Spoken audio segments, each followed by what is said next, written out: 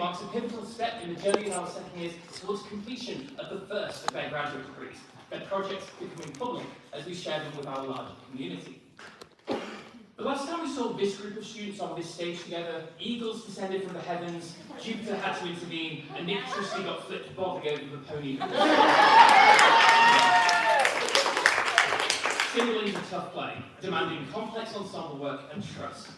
But the act of writing a thesis requires our actors to take on an even harder role, playing themselves in a one-person show which they've written themselves. The projects which this group developed during main term are often deeply personal, speaking to their political interests and their life experience, their niche interests and their big questions, their pleasures and their pains. My challenge, as always for the students, was to find a project that only they could write and give voice to. They rose to that challenge spectacularly, and I'm excited for them to bring their courage and conviction to this stage. A key word for this cohort has been process. Process. I still want to work that out. The scholar and director Rob Conkey talks about his preference for rehearsal over performance, the superfluity of potential as a seemingly infinite number of possibilities come into play before the inevitable point where the need for a product asserts itself and possibilities get winnowed down to choices.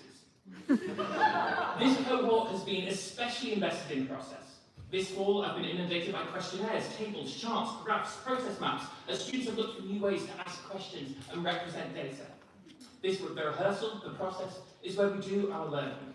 And at this point in our process, we invite you, our community, into their rehearsal rooms to hear the questions that are still being asked, the ideas that are still being developed, the conclusions which have yet to be drawn. And we invite you to be part of that process as these projects continue their journey towards their fullest potential.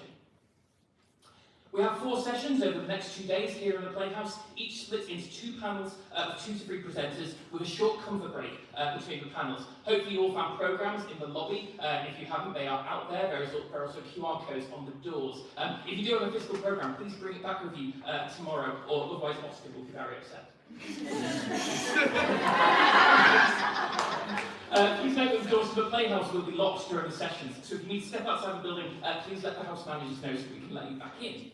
On Tuesday lunchtime, we will also have a virtual panel for our remote students, and we invite as many of you as possible to join us for those papers too. Our presenters each have 15 minutes, measured by our timekeepers down here, to introduce their projects to us, followed by 5 minutes of Q&A, during which we'll invite your questions. Presenters, please familiarise yourself with the location of the timekeeper. We've only got 5 minutes for Q&As, so if your question is long, not yet fully baked, or if you're honest, really more of a comment than a question, we invite you to the comment cards that are spread around the theatre and on the what do you call it? The desk, the front desk. Like the bar. I'm giving you a shake. And to pop those in a jar, and we will get those to the presenters after the festival. Finally, it's our tradition that last year's presenters, now our MFA cohort, chair this festival as part of our way of reinforcing this programme's culture of support. Constellation Shakespeare Collective are deep rehearsals for The Sea Voyage and The Winter's Tale, coming November 22nd and 23rd, but have taken an extraordinary amount of time out to prep with our presenters, practice papers, and offer advice. I'd like to also thank you, CSC, for your generosity and kindness in supporting this event.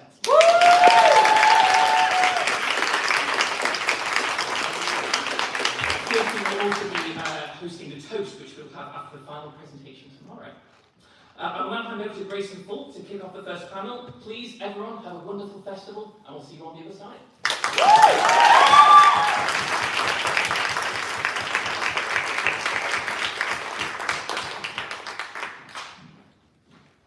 Good evening, everyone. It's my pleasure to introduce our very first panel, Beginning with the End, where our scholars dive deep into the heavy topics of death and all of its facets, both on stage and off. For our very first presentation, we have, wrong way, we have scholar Madeleine Cook presenting her paper, The Rest is Silence, a study in dying words within the early modern tragic canon.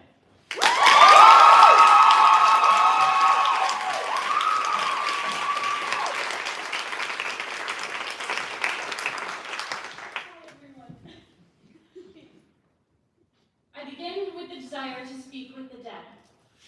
To clarify, I wish to speak with the dead a few minutes before they are actually dead. Now, despite my reworking of the famous Stephen Greenblatt opening, it is surprisingly accurate in terms of the questions I'm seeking to answer by taking on the project. What does it mean for a character to use their dying breath to speak? When the threat of death is replaced with the acceptance of it and a character knows they will never speak again, how does that affect what they want to say? Why do some characters get to talk and others don't? Why are the words are what they are, confessions, declarations of love, statements of defiance? And how is this significant in performance? Hence, my thesis is a study in dying words within the early modern tragic canon. Now, to put it in the simplest terms, for the purposes of this project, I'm considering the last words in question to be the last bit of speech written for a character before the character's explicit onstage death. So, for example, in Romeo and Juliet, Tybalt, Paris, Romeo, and Juliet all would count since they all talk immediately before they die on stage, but Mercutio would not since he talks, then exits, then dies off stage. To add more nuance, I'm condensing the parameters to be the last uninterrupted speech before the death in question, not uninterrupted by a given or implied stage direction per se, but uninterrupted by another character's speech. This means that either the tiniest bit of eckinesis or a multi-minute monologue are both within the scope of what I'm looking at. In terms of historical context, the last words occupy a really unique space in the sense that they have weight both on and off the stage in early modern England. In matters of crime and punishment, for example, the early modern scaffold speech spoken by the condemned mere minutes before their public execution had more to do with affirming the values of the community and less to do with personal matters and wishes. According to P.J. Klump in The Theatre of Death, these speeches were conventionalized and further exacerbated by the growth of the printing press, oftentimes following a script being read aloud on a stage before an audience, effectively turning it into a performance. Counterscripts also served to subvert the conventions of the dying words, such as those who doubled down on what they had done, or those who otherwise messed with the structure. And perhaps the most famous of the counterscripts is that of King Charles I, who proclaimed his innocence up until the very end, forgave those who condemned him to die, and proclaimed, quote, "I go from a corruptible to an incorruptible crown, where no disturbance can be, no disturbance in the world, before being beheaded for treason." To quote Klemp, quote, "As scripts met counterscripts in these scenes, both the authorities' representatives and the victim improvised their roles. But as in all improvisations, such as dramatic or musical forms, those spontaneous acts or moments of play were restricted by boundaries established by genre, precedent, and cultural assumptions, which the participants constantly attempted to alter," end quote. This again sets up a really interesting relationship between early modern rituals of death and theater as both being forms of performance. There's also an inherent theological context within the study of last words in early modern England. Christian tradition placed emphasis on the last words, with the last words of Christ himself being particularly important to the concept of death functioning as fulfillment and the belief in an afterlife, and deathbed repentance as well carried significant weight in Catholicism in particular. Gordon MacMullen, in Shakespeare and the Idea of Late Writing, writes the following, quote, "In early modern England, last words were sometimes thought to have prophetic qualities as the expression of a human being on the verge of the afterlife, beginning to acquire a vision of heaven or the future unavailable to those in the midst of life," end quote. This factors into the conversation about what it meant to die a good death in early modern England, an idea especially important to Christianity that emphasized how death was not to be feared if you lived a good life, and the concept of ars moriendi, literally the art of dying. Given these cultural conventions surrounding death in real life and the familiarity of audiences with it, it makes sense that Elizabethan and Jacobean theater makers would grapple with it in a stylized form fit for the stage. However, the unfortunate nature of tragedy is that the deaths that characterize the genre rarely, if ever, fall into the definition of the good death. The question this begs is, how does one narrativize the end of the human experience, and what does it mean for someone to perform it for an audience? The answer, I think, lies in the self-consciousness of who's doing the talking. Within the work I'm doing, awareness is a key aspect of death and dying that I am interested in. Whether or not a character knows that these are indeed their dying words carries an incredible amount of weight in the sense that it is an example of the character's own agency in being able to acknowledge that this is indeed the end of their life. And therefore, what they actively choose to use their last breath on is the essence of that character. It can be complete honesty, such as a confession unaffected by the threat of death since they are in the midst of dying, or a character could very well be speaking in direct defiance of death itself, fully aware that what they say could lead to their own demise. Speech in itself is agency, and there are different levels of agency, especially depending on that awareness. It's the last chance a character has tries to use their words to affect both the people around them in the world of the locus and the audience around them in the platea. And we can imagine the dying words metaphorically as a self-imposed rhyming couplet, something that tells both the characters on stage and the audience off stage that their speech is finished, rounded off like a rhyme pattern of a sonnet. Even within that is the meta-theatrical privilege to say goodbye to the audience, like a sort of swan song for the character in that one specific ephemeral performance, and the character's own privilege of receiving closure and getting the last word in, pun intended. On the complete opposite end, the dying words can also be an exhibition of what little control a character has in such an inevitable situation. A character being cut off before they can finish, such as Hotspur in William Shakespeare's Henry IV, Part 1, gives the chance for another character, like Hal, to finish their story for them. A character not even knowing their demise is as imminent as it truly is, like Sir Green in Thomas Kit's The Spanish Tragedy, who was abruptly shot by Punjangano, leaves what may have been their real sentiment unsaid. This is where the death charts come in. I have a sample run right here for John Ford's Tisbit Cheese Award. So I have a finite sample size of plays that I'm analyzing the deaths within, the nature of the deaths, what their last words are according to my definition, who the words are taken to, the nature of the words themselves, and any additional observations. Now, my method of selecting these plays comes from this collection of works that we touched upon in some capacity in curriculum over the course of the previous school year, and I further condense them down based on genre, but not in the way one may think. I'm selecting plays from genres in which death is intrinsic to the narrative, which is obviously tragedies, but histories as well, since the root of the conflict is more often than not the problem of succession, in which death operates as both the ends and the means.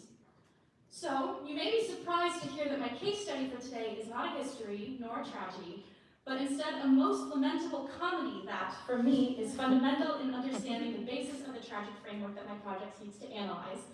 Pyramus and Thisbe in A Midsummer Night's Dream, the play within the play performed by a bumbling group of mechanicals, is a parody of the early modern tragedy, reverse engineering it and distilling it into its most recognizable parts when we're already primed to laugh at it because of the previous hijinks of its actors. Douglas Lanier, in A Concise Companion to Shakespeare on Screen, paraphrases Don Harry's definition of parody as something that, quote, replicates either the visual lexicon, syntax, or style of its target, while manipulating the other components, creating a comic incongruity that is its signature feature. So Pyramus's last words are as follows. Oh, wherefore, nature, didst thou lion's frame, since lying vile here hath deflowered my dear, which is, no, which was the fairest dame that lived, that loved, that liked, that looked with cheer. Come, tears confound, out sword and wound, the path of Pyramus, I, that left path where heart doth hop. Thus die I, thus. Now am I dead, now am I fled, my soul is in the sky. Tongue, lose thy light, moon, take thy flight. Now die. Thisbe's last words, on the other hand, are as follows. Asleep, my love, what's dead, my dove? O Pyramus, arise. Speak, quite dumb, dead, a tomb must cover thy sweet eyes. These lily lips, this cherry nose, these yellow cowslip cheeks, are gone, lovers make moan, his eyes were green as leeks. O sisters three, come to me with hands as pale as milk, lay them in gore, since you have shore with shears his thread of silk. Tongue not a word, come trusty sword, come blade my breast and brew, and farewell friends, thus Thisbe ends, adieu. Pyramus and Thisbe may seem like an extreme example, but it draws on some of the typical ways that death on stage in early modern theater operates. How much we are invited to laugh at it can also be determined by the performance of bottom and flute, and also the actors playing bottom and flute, such as bottom playing Pyramus's death for laughs, and flute suddenly playing Thisbe's death totally seriously, vice versa, or something in between. Both of these speeches exemplify a quote from Lawrence Senelick in his book, The Final Curtain, The Art of Dying on Stage. He says, quote, the moment of death became of sufficient dramatic weight that its prominence needed to be supported by spectacle. It points to what may be a decisive factor in the proliferation of death scenes in Elizabethan and Jacobean drama, the emergence of the professional actor seeking opportunities to demonstrate his virtuosity. Death provides the moment where the star could round off his performance with a stirring speech in full view of the entire audience. With dying a dramatic attraction, the valedictory speech takes center stage. The plain statements of debility, demise, and contrition found in medieval drama metastasize into rhetorical showpieces, like the speeches brought up here, end quote. Or, I should have said the end quote. Anyway. So both speeches, aside from conforming to my definition of the last words, possess that metatheatric self-consciousness in which they are used as a farewell to both the audience within the world of the play and us, the spectators in the real world, watching them watch it. They both invoke a higher power with control over life in the world of the play, the fates of Greek polytheism, and Pyramus in particular makes note of the separation of the soul from the body that happens at the moment of death. While the nature of their deaths doesn't quite fit the early modern concept of a good death, to reiterate my previous point, neither do a lot of the deaths that happen within tragedy. Pyramus's repeated and excessive die, die, die, die, die may seem parodic and can be performed as such, but this kind of epizeuxis is a common rhetorical feature I've noted in several case studies that are utterly serious. So what does this mean moving forward? The nature of a tragedy as a genre as a whole is what piques my interest in this being the common thread of my sample size. Death in and of itself is something that tragedy is inevitably hurtling towards no matter how the deaths are treated, even if the death of a character is something that the audience and or playwright in question seem to be rooting for from the get-go, like a promise that the bad guy isn't going to come back. But the nature of theater is that the bad guy will come back again and again, and will be defeated again and again, in a type of meta-theatrical immortality. To perform the last words of a character is not finite until the very last performance of the play itself, but theater is also an ephemeral art form, and no two identical dying speeches will have the same listeners or performers. The last words spoken without the expectation of a response still demand a response that will never be heard by the dead. In some cases, the audience are the ones to pick up where the character left off, to, quote, go hence and have more talk of these sad things, to quote Prince Aeschylus at the very end of Romeo and Juliet. In some way, the play still carries on, but now the audience is the one to tell the story at the end. Death disrupts the narrative. It both unites and cuts off the relationship between the spectator, the character, and the actor. It cements all three entities as being human. And in narrativizing the end of the human experience and the start of something else, the last words performed by a character on stage also mark a different transition of existence. The existence of the character from the stage to the memory of the spectator.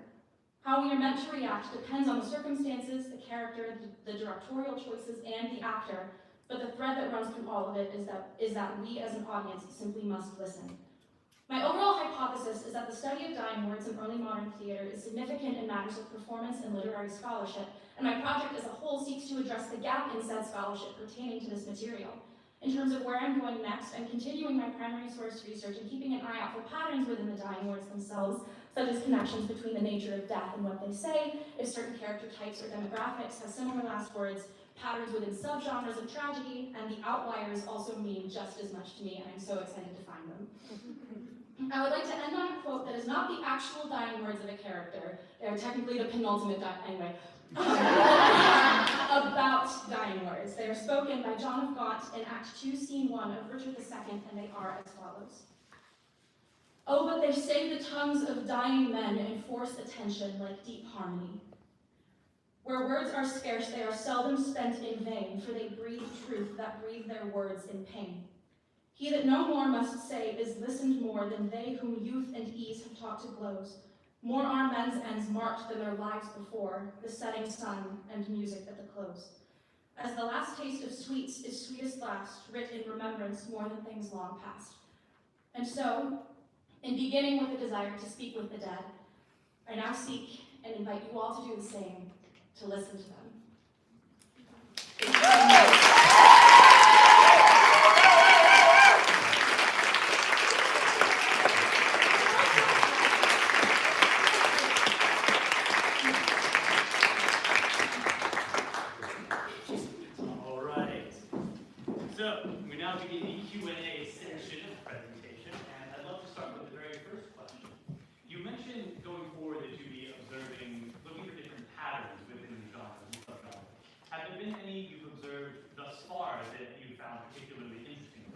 Yes, oh my goodness. One of the first death charts that I ended up doing was for Tis Pity, the one that I put up there, and I wasn't able to fit like all of the words in the chart because I could only fit it on a single slide. But something really interesting that I noticed was that all of the deaths except for two of them end on ekphonesis, like a repeated O-O-O, and the only ones that don't are Florio's, because he dies in the middle of a sentence, and then Giovanni, whose is the last of the play. And then so far, another really interesting one that Dr. Susan Anderson and I discovered together was that the plays rarely, if ever, on dying words. The only one that we found thus far is Dido, Queen of Carthage by Christopher Marlowe. And so I've yet to find another one that ends just on the dying words themselves. Open it up for questions from our audience here. From back there. You mentioned that you're not thinking about characters who die off stage, but I am interested in like the active memory in dying words, and so characters who die off stage and then someone else comes in to report what their dying words are. Is that something that you're thinking about? Yes, it is. It's like, because I would love to just like devote like a little tiny subsection to the things that like aren't within the whole scope, but ones that deserve, I think, at least some semblance of attention. And like something that actually got me thinking about this topic was the fact in Cymbeline, when Cornelius relays the dying words of the queen off the stage, and even just like Macbeth as well. It's fine, we're talking about the play. The last words of MacDonald are also relayed by someone else, and I would love to devote at least like a tiny subsection to that. Yes, Mom. Hi. Are you thinking about gender inside of this investigation? And if so, does there seem to be a difference that you're noticing in female characters versus male characters? Yes, there is. I'm going to be doing a lot more like primary source stuff and looking specifically into the nature. When I'm looking at my subsections of tragedy, domestic tragedy is one of the ones that I really want to look at and give credence to, especially because when I first was proposing this, I just was looking back through some of the plays that we covered in Dr. Kirwan's course code is escaping my memory at the moment, but the early modern contemporaries class, and thinking about I forget whose dying words it are, but like once more thy wife dies thus embracing thee from women beware women, and so that is definitely something that I want to give weight to in my full paper. Thank you. Thank you. Okay. I was wondering, since you are within the scope of uninterrupted last words, I was wondering if you've come across any notable characters whose opportunity for last words get taken from them, like title characters of plays who don't end up getting last words, anything like that you've come across yet? Oh man, my brain is moving at like a million miles a minute, and so nothing is like, I know they're out there. If they're once I find them, I will make note of them. And I will text you.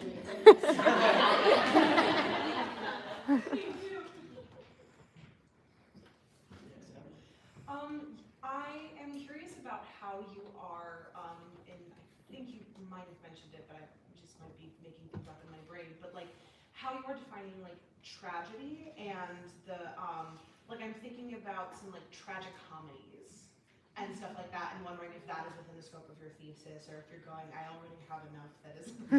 I think, I know, I have so many plays that I also am like, but if I can just squeeze this one in here, so if I'm able to, within the scope that I already have, if I'm like, I can sprinkle in some tragic comedy there just for fun, then I absolutely will do so.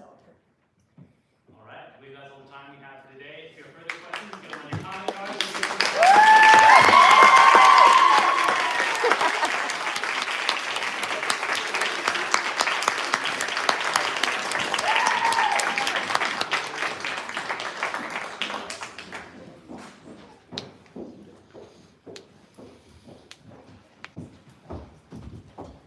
Hello everyone. Oh no.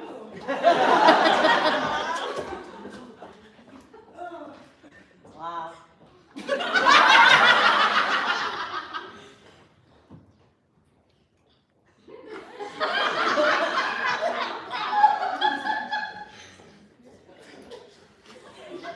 This is all planned.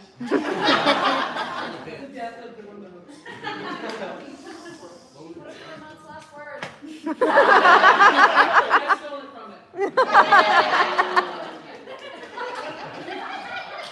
Back in place. Hi, everyone. I am delighted to introduce our next speaker, scholar Sarah Clayton, and her thesis, I Will Die Your Daughter, Exploring Father-Daughter Relationships and Grief in the Shakespeare Canon.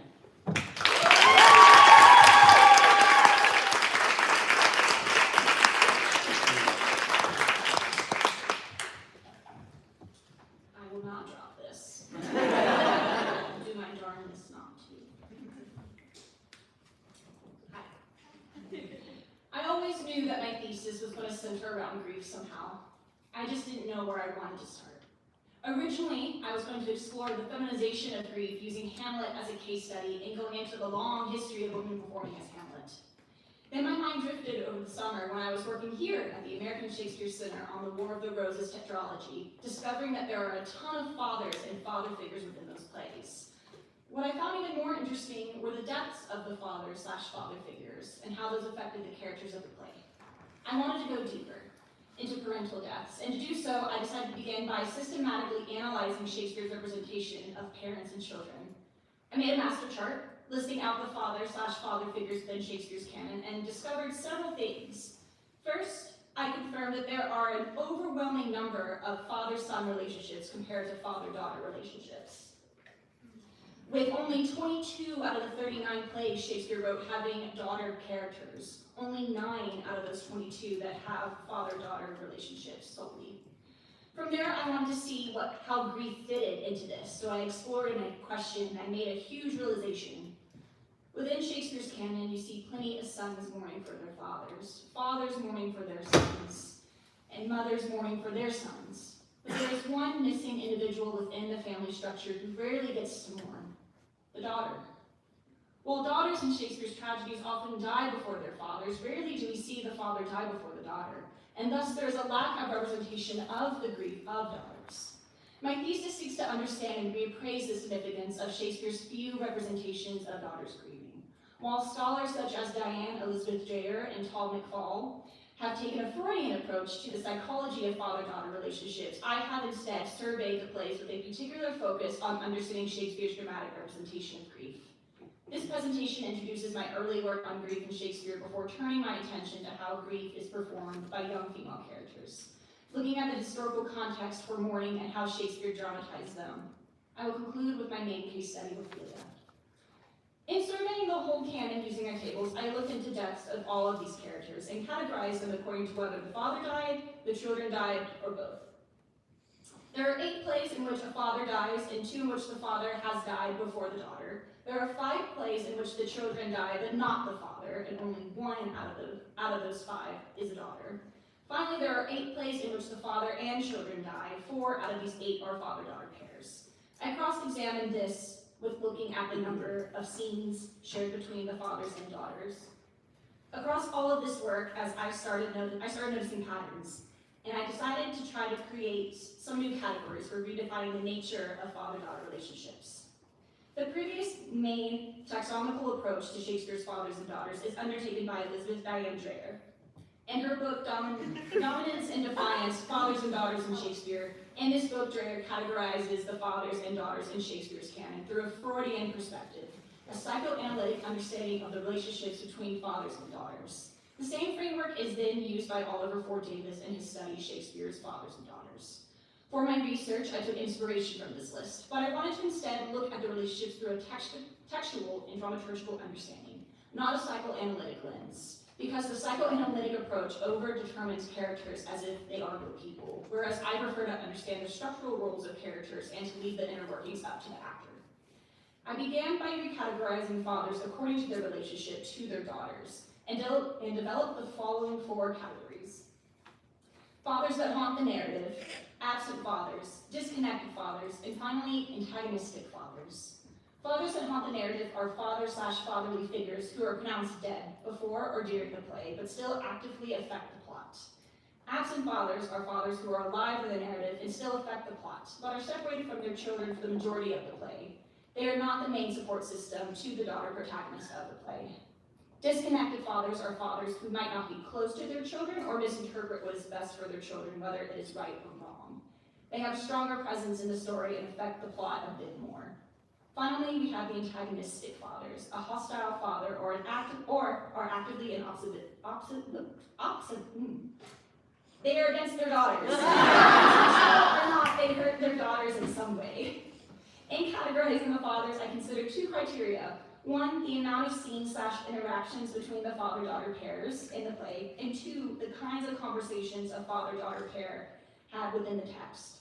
With all of that in mind, I then created a Venn diagram to help me further categorize the fathers based on criteria, and I discovered that several of the fathers transcend the categories because the text and the amount of interactions did not always align within these categories. For example, Lord Capulet in Romeo and Juliet is both disconnected and antagonistic towards Juliet. He has about 3 scenes with Juliet, and in terms of closeness, his interactions with her are based around marriage, and therefore he turns antagonistic towards Juliet, blocking her goals to be with Romeo. So if anything, these categories of the fathers are defined through the perspective of the daughters and how they affect them within the story. Creating this list for the fathers helped me better understand those characters, so I tried to apply the same technique to the daughters, and I found it tricky.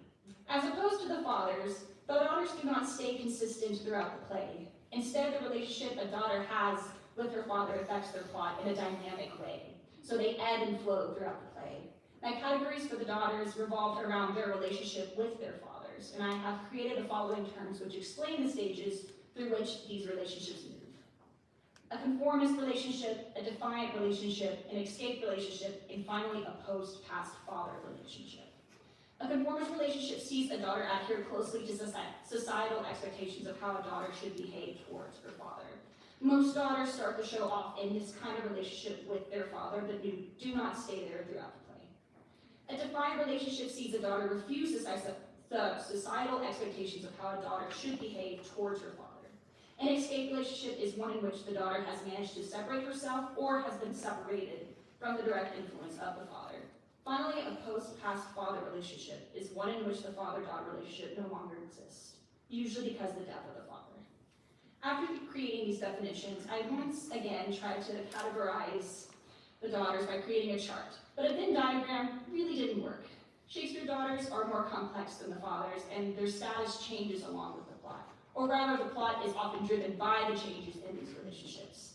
I then took inspiration from Kurt Vonnegut's Shape of the Story, and I created some line graphs in order to trace how the daughter relationship map and the trajectories of the play. My first example, Cordelia from King Lear. In Act 1, Scene 1, Cordelia starts off as a conformist daughter. However, as the plot moves along with Lear testing his daughters, she moves into defiant territory.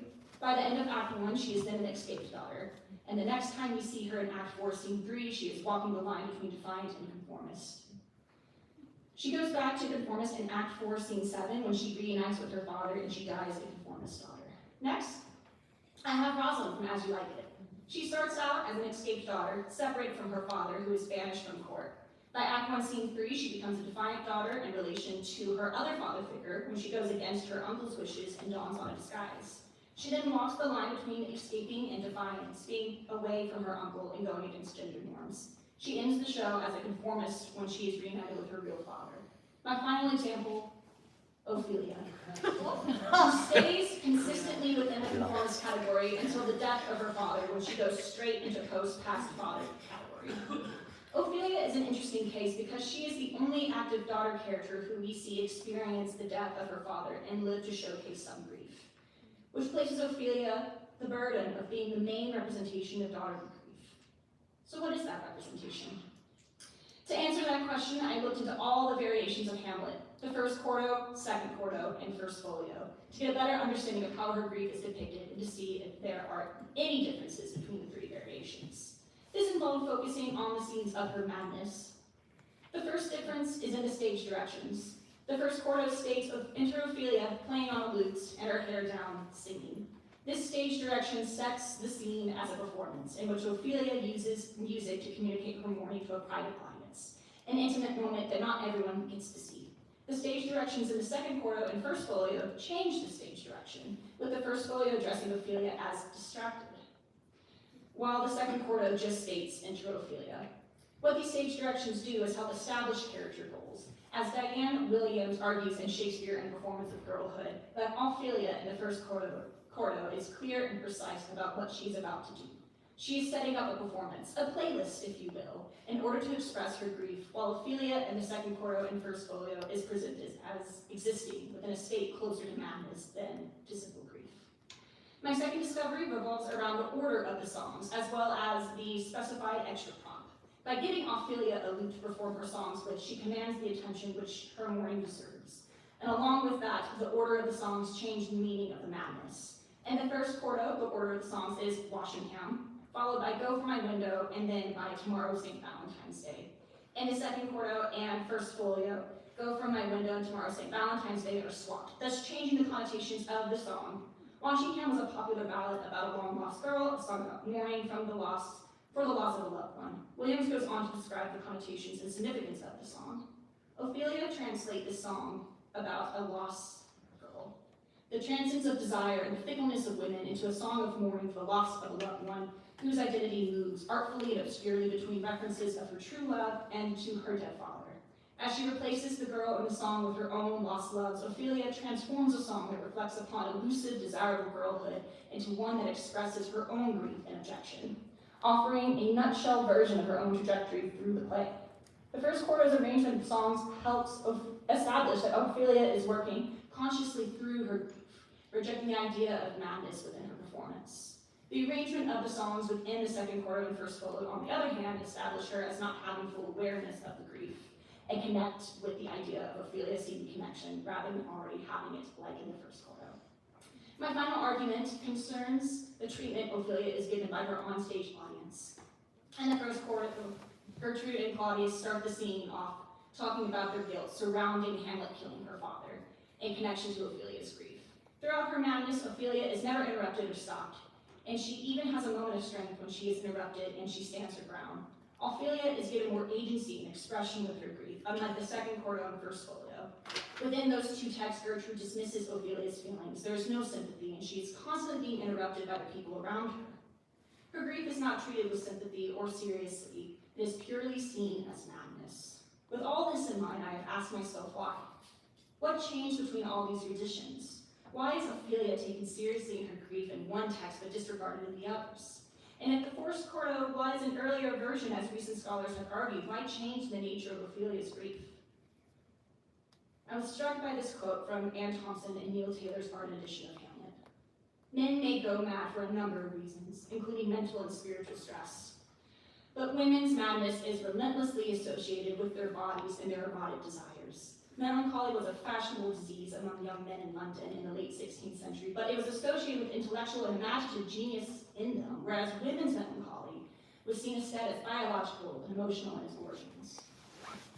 When looking into the early modern understanding of grief, there are many hypocrisies surrounding when one could perform grief and sadness. There is a double standard.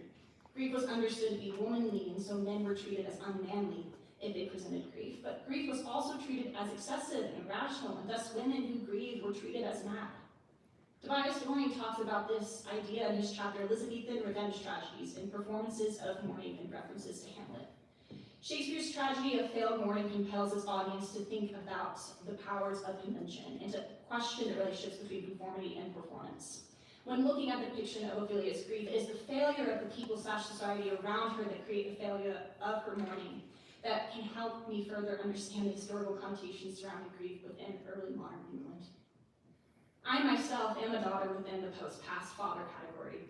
While I have found many ways to connect my grief with Shakespeare's text, I have never really seen myself represented within his text through the daughter lens. I want to understand that and get a better understanding, because through Ophelia, I see Shakespeare making radical decisions within his storytelling, within the different editions of her character, differences which depend on her being given the opportunity to express grief or not. My next step within my thesis is to look into more case studies of daughters within the post-past father category, such as Caroline, the Princess of France, and Portia, to get a better understanding of expressions of grief from characters whose fathers have been dead for different periods of time. I'll also be looking more into death practices and grief within the early modern period, specifically within the family structure and how it redefines relationships, and the long history of understanding grief and how it affects individuals from all walks of life, such as the 7 stages of grief. I'm going to interrogate the values that shape the expressions of grief in Shakespeare's works. Grief is a universal human experience that Shakespeare expresses beautifully, but we need to understand the limitations and toxic ideals that inform his daughters in order to create better spaces for daughters to be allowed to grieve. Thank you.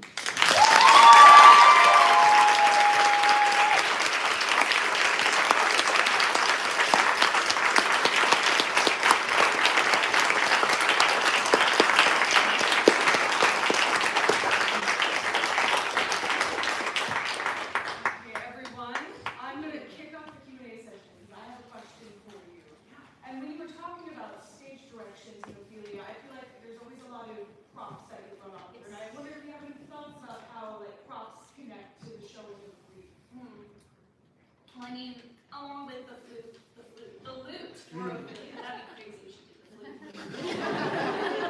Crazy.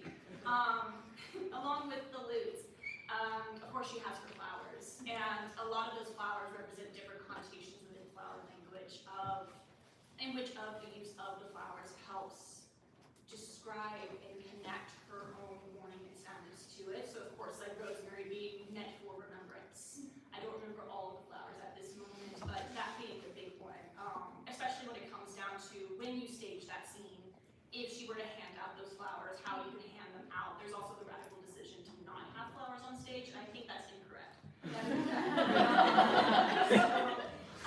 And also like when it comes down to funerals and like flowers and plants and foliage to funerals, there's a lot of connection between what types of garlands are presented at funerals, so that's a big connection to that usage of the flower.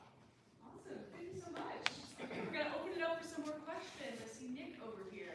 With your Kurt Vonnegut daughter charts trajectories, have you noticed any examples of daughters that don't change category, or they only change category like once or twice? And what do you think is the significance of that existing or not existing, if it's always an image? Yeah, I mean, those are the main three ones I've explored. The other one that I've explored is Juliet's. And hers is really fascinating because she stays in conformity for the majority of the show until she goes to the friar to get the poison. So therefore it is a moment of defiance and then it's back to conformity. Because while that's a moment of defiance, because of the situation of her character of being just in the house and being under conformity, it also has to do with age.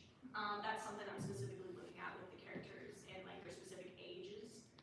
Some of the other daughters I looked into was Clarence's daughter from Richard III, and based off the text alone, I read that character as a child. So it's really interesting in terms of connecting to how a child could process grief in terms of the daughter lens, especially because we don't see her interacting with her father in general, because Clarence dies before we get that moment with her and her brother. And then she's shipped off, we never see her again. So it's, yeah, I'm definitely going to explore more daughter characters through that lens, especially in comparisons to the ones that die before the fathers and those that outlive their fathers, especially interesting cases of Hamlet of the Princess of France, of Portia, there you go, I couldn't think of her name for a second. Yeah, was that? Yeah, thank you. Awesome, any other questions? Oh, Joan, yes. You touched on this briefly with the graph of Rosalind, since we see her relationship with both her father and a father-like figure, her uncle. Have you noticed any interesting patterns in other relationships between young women and father-like figures, or are there any women who get to mourn a father-like figure but not a father? Yeah, wonderful question. Yeah, it always comes back to Cymbeline. Imogen has so many fathers and father figures. Because she has Cymbeline, but also at the same time there is Hilarious, who acts as a pseudo-father figure to her, as well as so many other characters. Specifically with uncles and daughters looking at it. In some ways I question if Claudius would also be another like father figure to Ophelia in some cases. I don't. But really taking that into consideration of how that might work. I haven't really dove deep into daughters mourning for their father figures in particular. But it's something that I'm definitely opening myself up to the horizons for. Yeah, absolutely. Okay, it looks like we have time for one more question. I seem to see Scarlett over here. Yes. Yeah, I was wondering how Lavinia is interacting with your work as one of the only female characters I can think of in Shakespeare's canon whose ability to grieve verbally with the audience is taken away during the course of the play. Yeah, I mean, Titus is my tricky case study because originally it was going to be one of the main case studies and then I got rid of it, and then thinking about Titus and how he fits all into the father, it's tricky. Because, I mean, while, and also like in the trajectory of that whole play, I mean, Titus starts off grieving for his son. So we see a father actively grieving for the other children within his life that aren't his daughter. And when thinking about, Livia having her voice taken away in the sense of her not being able to grieve, it's something that I want to look into and really look at the nitty-gritty of it all, especially because she's killed by her father, who therefore then kills himself right after the death. So it's death on death on death. And it's interesting to look at those orders specifically.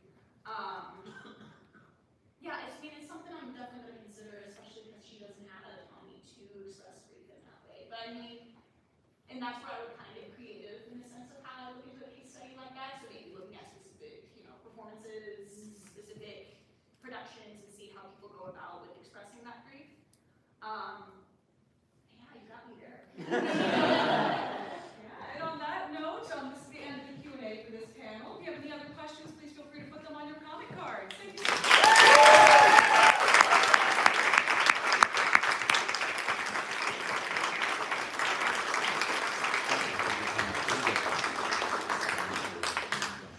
Okay, to wrap up our first panel of the evening, I am here to introduce our next presenter. Katie Mitchell. This thesis is entitled Look There, a personal exploration of my journey to grieving, understanding, and reconnecting with my late father through the Shakespeare canon.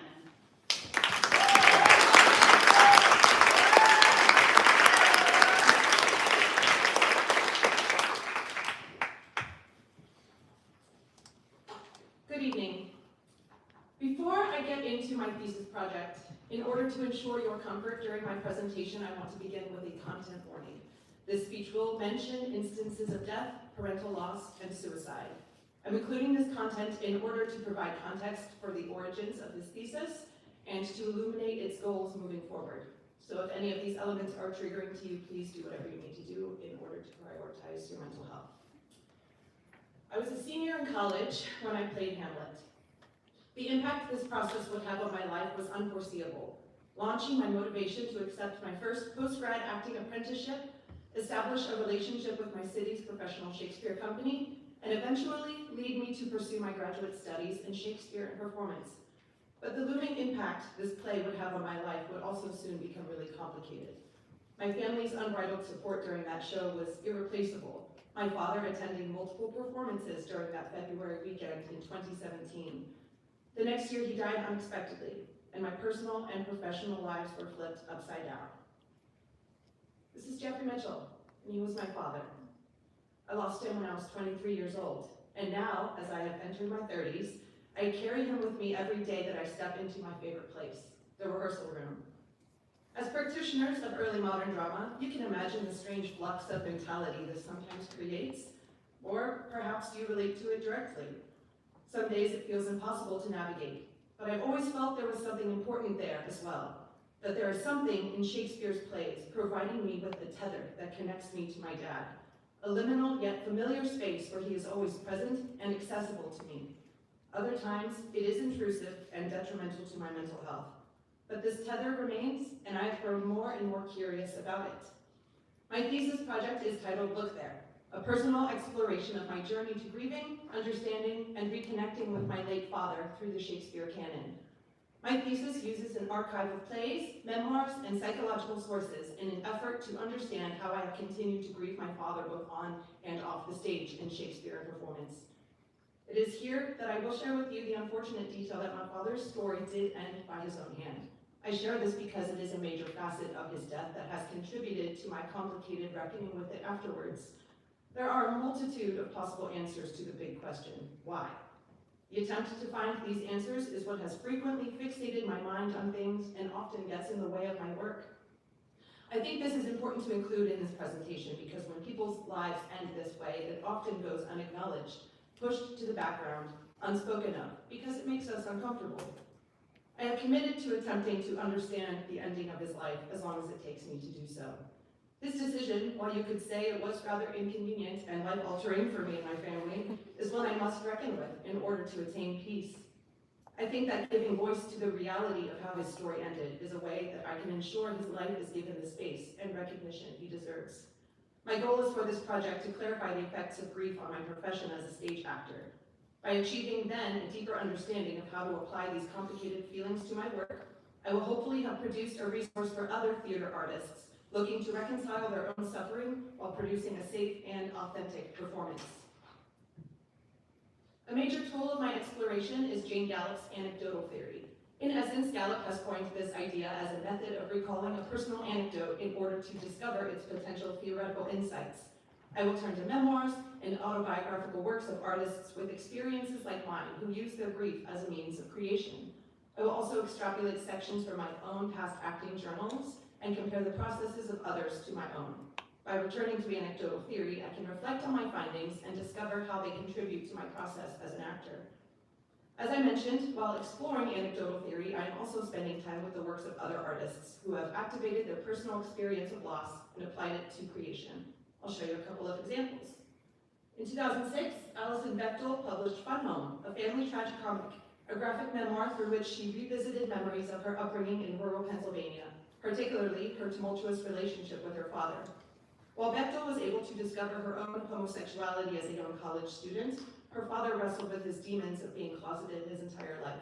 This clash results in Alison's father dying by suicide, and Alison throwing herself into adulthood while working out her own internalized feelings of guilt. I follow Bechtel's example with The Year of Magical Thinking by Joan Didion. Written in 2003, Didion's prestigious memoir documents the year following her husband's death and uses event recall to reanalyze her experience. Both of these serve as examples of anecdotal theory as it pertains to my thesis, recalling, reliving, and re-examining one's own life events in order to further understand their effects on the self, in order to draw potential theoretical insights. These are artists working with mediums that, while different from ours, have achieved empowerment in their suffering and produced resources for others through their art. On top of anecdotal theory, I will be turning to psychological elements specific to grief and its complications. There are a multitude of social stigmas and faulty schemas surrounding grief, particularly regarding its acceptable timeline and behavioral responses. These stigmas produce an unavailing, unfair challenge for the bereaved, especially in the unexpected loss of a parent. Deborah Umberson explains the gravity of this effect. Witnessing a parent's death means witnessing the death of a part of oneself.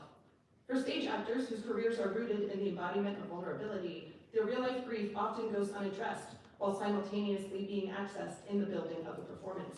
Their personal attempts at healing are made futile as they regularly access this tempestuous state while stepping into fictional circumstances.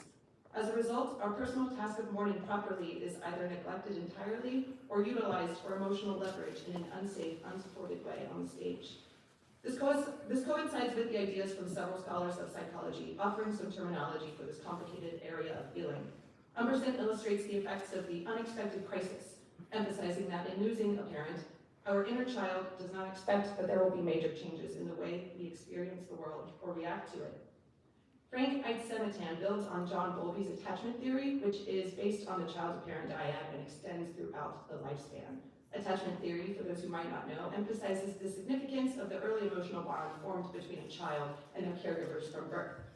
These scholars take this idea and stretch it out across a person's lifetime, which helps us recognize that this bond still remains, even after one half of it has died.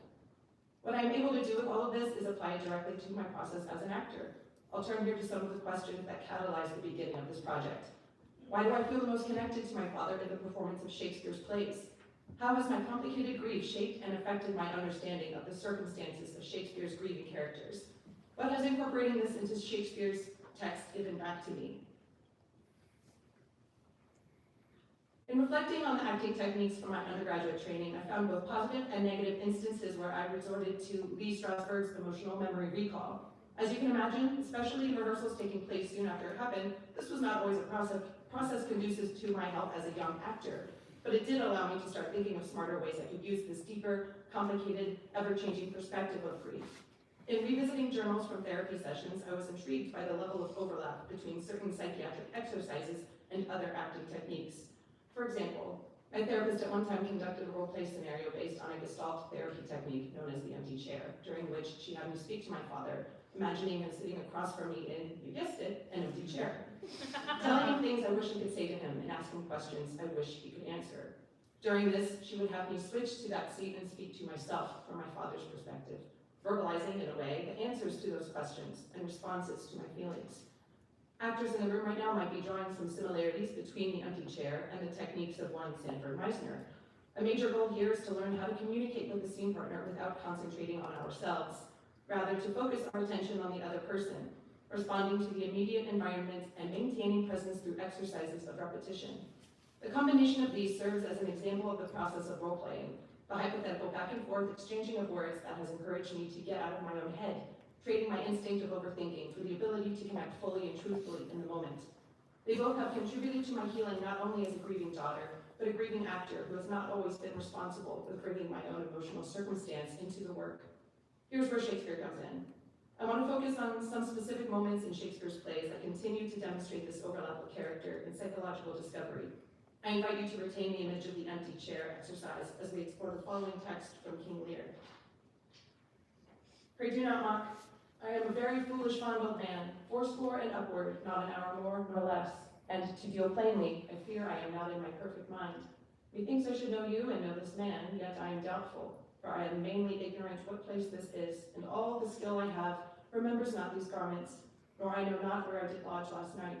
Do not laugh at me, for as I am a man, I think this lady to be my child Cordelia. Now my father and I never saw King Lear together, and he certainly never played the Lear to my Cordelia on the stage, but working through this dialogue has helped me understand him from his perspective, offering insight to the ways in which he might have suffered when I was too young to know. Evidence of Lear attempting to reconnect with his daughter while adjusting to his perceived reality is seen in the back and forth of the scansion. At first view, the lines here that add up to the iambic pentameter are some of the most honest and easy for him to know to be true, such as, I am a very foolish fond-willed man. I fear I am not in my perfect mind. He also confuses her response of weeping for laughter, and he begs her not to laugh at his expense, pointing toward the absurd unlikelihood he would expect to see her. As a grieving daughter, I very often have moments where I imagine what he might say if he were here with me right now. Would he be relieved to see me? Would he ask for my forgiveness? Working with these pivotal, intimate dialogues between Shakespeare's characters allows me to sit within the given circumstances of both the fictional and non-fictional, soothing a part of me inside that aches for answers, a catharsis, a moment of closure. Moving into Act 5, Scene 3 brings us to my favorite piece. As Lear and his daughter are forcibly taken to prison, Shakespeare presses pause on the world around them just for a moment. He instills his daughter with bravery as they head into the unknown together. We two alone will sing like birds in a cage. When thou dost ask me blessing, I will kneel down and ask of thee forgiveness.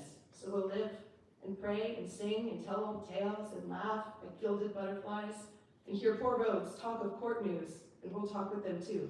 Who loses and who wins, who's in, who's out, and take upon us the mystery of things as if we were God's spies. And we'll wear out in a walled prison pacts and sects of great ones that ebb and flow by the moon. I'll bring this somewhat full circle here with the Dane.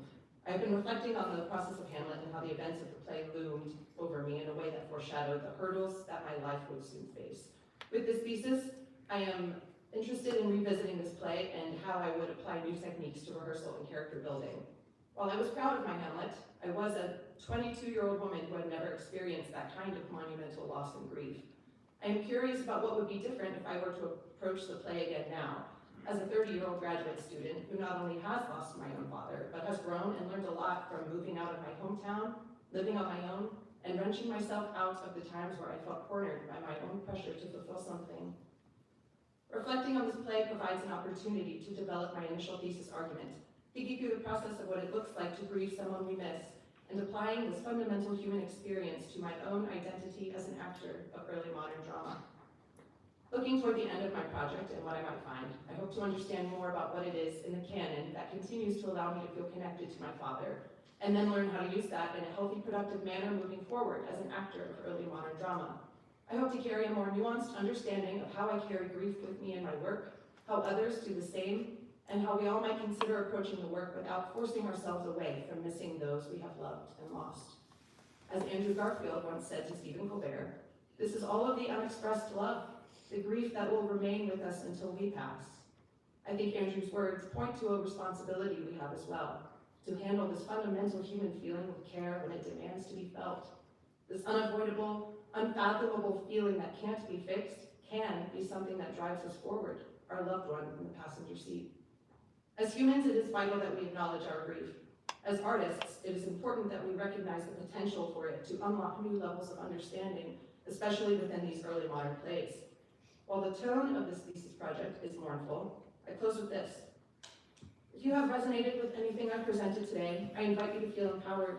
I hope to communicate to you that not only are you not obligated to isolate your overwhelming experience from your work, but that within that experience is a multitude of chances to connect with the person you're missing.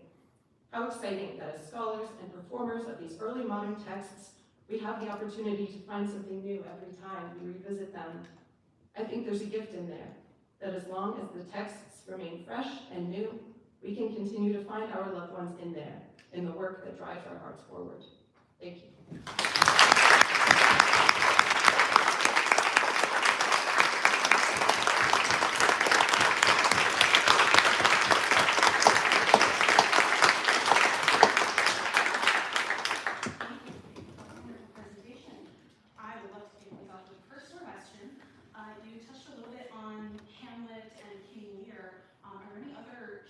plays and characters that you're going to be looking at through this lens? Yeah, absolutely.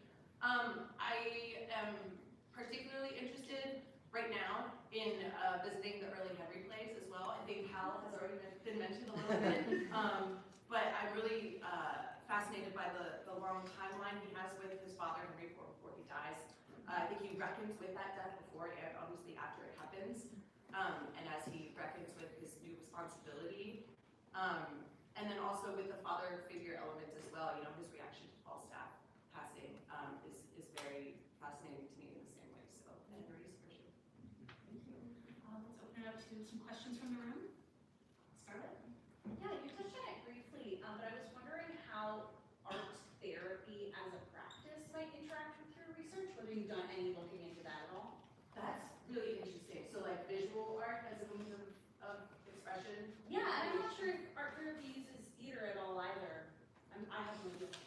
That's really interesting. I'm gonna look into that.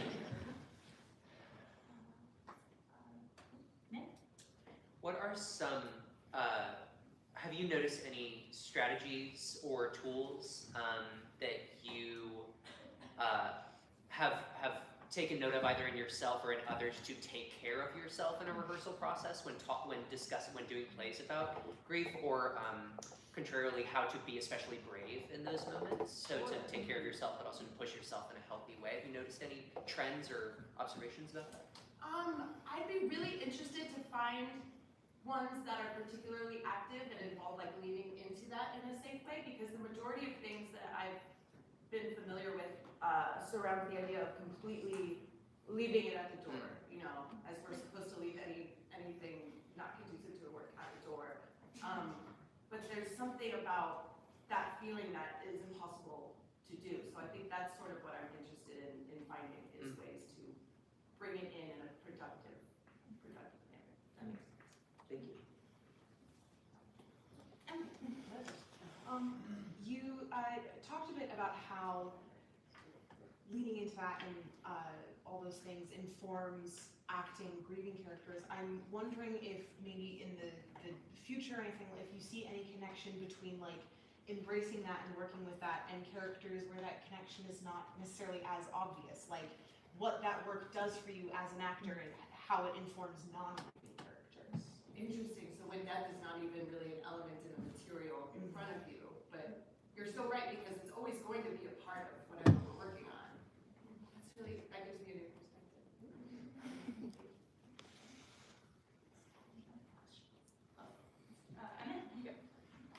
I'm really interested by your use of your own journals. Could you talk a little bit more about how you plan to incorporate them into your work? Sure. I already have a few selections that I've sort of taken a picture and uploaded. It's been pretty trippy, understandably, to go through. A lot of like, what does that mean? What was I thinking? But yeah, I don't know. I think certain ones I find, you know, whether it's strictly about the work or about the therapy session that day, especially because a lot of the journals sort of have like them smushed into the same book. So I'm interested in like, you know, looking at the dates and what was going on at the same time to sort of decipher how my brain was working in whatever rehearsal space I was in at that point. Yeah. Time for one more question. Sandra. I'm curious about how you're using plays in your thesis. I know that you're looking back at your own experience with rehearsal and performance. Are there any, are you pulling in any Shakespeare texts that just because the material resonates with you? Yeah, I think that's definitely my starting point. I'm starting with pieces that, whether I've performed them or not, sort of strike that chord that got me asking the initial questions. And then I'm looking through, you know, the sketch and the meter and what's in the text that he gave us that brings that to life and has taught me things about this person that I missed and did not understand perfectly. So yeah, and then I'm also finding texts that I have not yet worked with that should be able to unlock some new things as well. Wonderful. Thank you so much.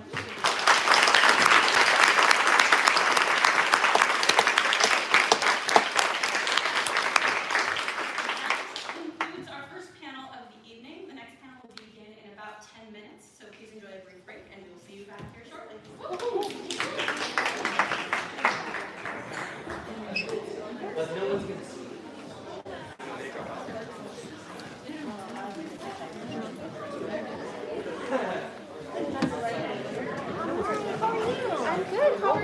doing? It's so nice to see you back in the Yes. It's good to see y'all. Me too. I've heard tell that you have a connection with Carissa. Yes, I was her professor in undergrad. I was her primary acting professor. That's so cool. So, whenever she expressed interest in Shakespeare, I was like, what do you want to do with that? Because so, they're wonderful. I am now part-time at the university. And UPJ. Yes. So I'm part-time there, and now I am a full-time executive director for Allegheny Arts Council in Maryland. So, yeah, so I'm 2 months into that job, and I really love it. So, it's great. Where are you based? Cumberland. Okay. Yes. Yes. Do you teach remotely for It's only about an hour away, and I only teach 1 night a week. Yes. So I had to talk to my boss, and I was like, so I'm moving to Maryland. Do you still want me on faculty? And he's like, no, I do. Can we do a night class? I'm like, I can make that work. That's yeah. So it's been really wonderful. How are you doing? I'm good. Good. Yeah, I'm so glad to hear it. Yeah, and you're on faculty now here. I'm on faculty. I'm the chair of undergrad theater, and I teach Wonderful. That is amazing. Congratulations. Like JPL. That's really great. We just tacked our fall show. What are y'all doing? So we left tech. Tech ended at 6, so we Right here. Just, yeah, as you do. Busy days. It was neat to see you too. I just wanted to pop over and say hi. So glad you were able to support. Yes. Is this your first time back? No, I've been about once a year-ish. I come back to the area. Victoria, my best friend, she's still in Roanoke, so we'll either meet here or I'll stop passing through. So yeah. Larissa called me about 2 weeks ago. She's like, freaking out. I'm like, She diagrammed the whole on my whiteboard. She was so funny. She literally called me and she's like, I don't know what I'm doing. I'm like, okay, use small words, tell me what your thesis is about. And I'm like, you clearly know what you're doing. So thanks. So figured you'd come down and say hello. We were just saying nice things about you. Oh, nice things about me. I like nice things about me. Good. I'm not anxious at all. Can't you tell? I'm sitting so naturally. You guys are being very regular. Being super regular. How are you? I'm good. You're gonna be great. Oh, you're gonna be great. I'll watch the live. I can only come down for the weekend. So I'm like, oh, that's great. It's not too bad. I'm gonna watch the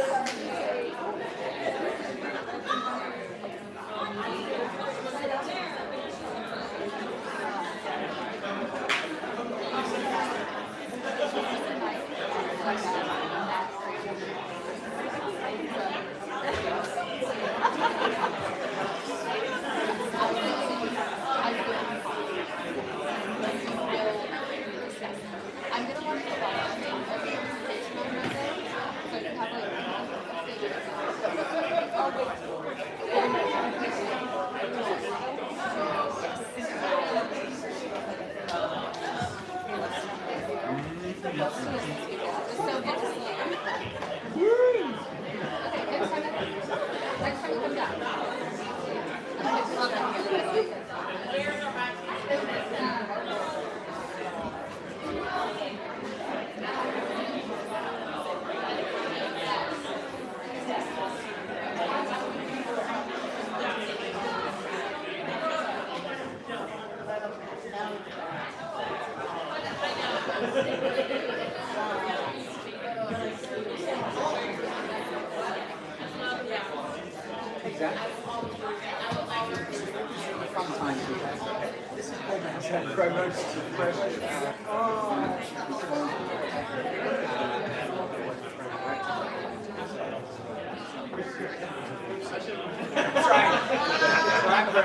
That ain't good.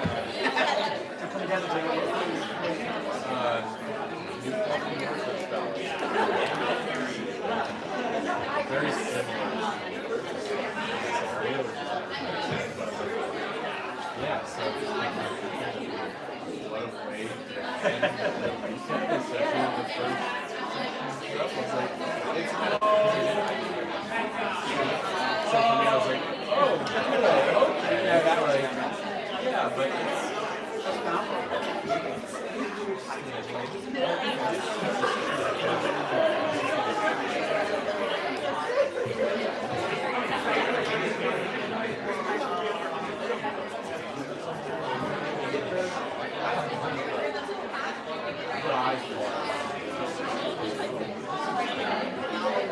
Clayton is so personal. Never had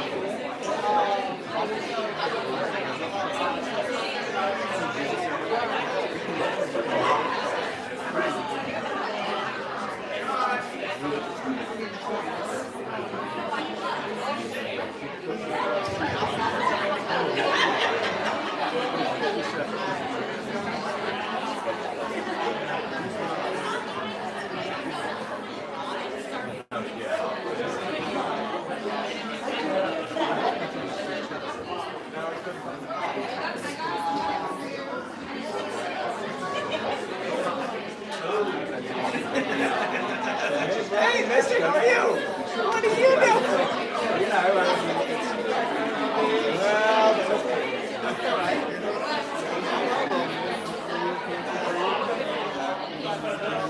Congrats! Okay. Well, that'll keep you busy. It's a chemical turnaround. Chemicals in time.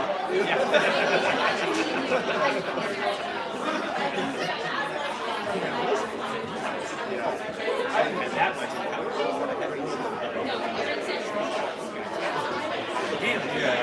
Yeah, Joy fills up his new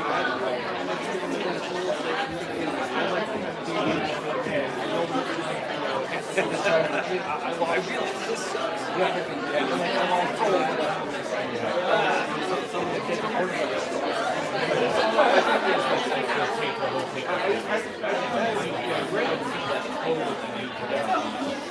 I specifically chose this. You know what? I want to be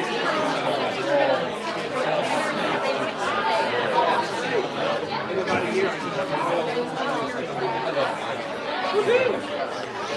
Good. Keep going. Good.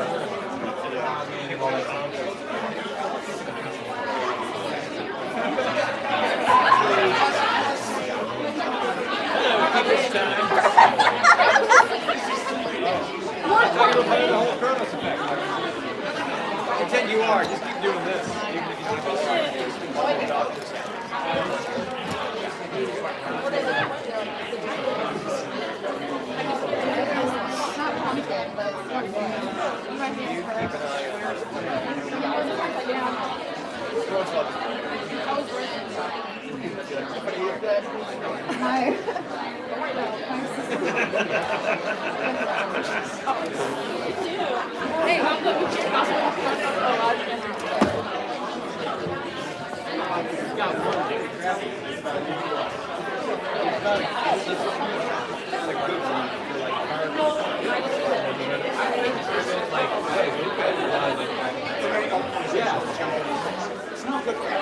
I've got another one that's sharper, so it works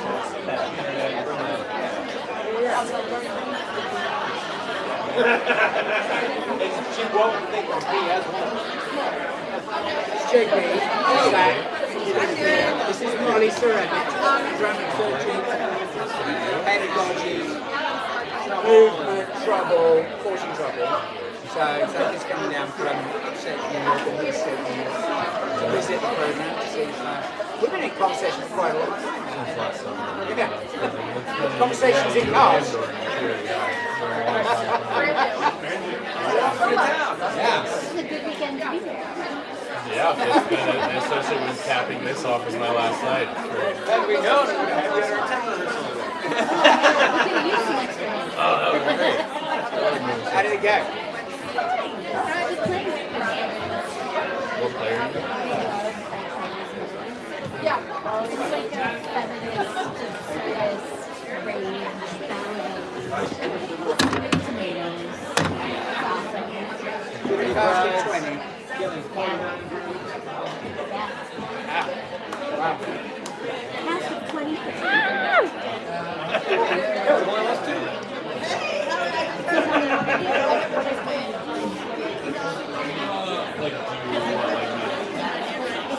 Such a loaded question. That's the thing. It was off. I turned it back on. Especially with like the role of my own favorite.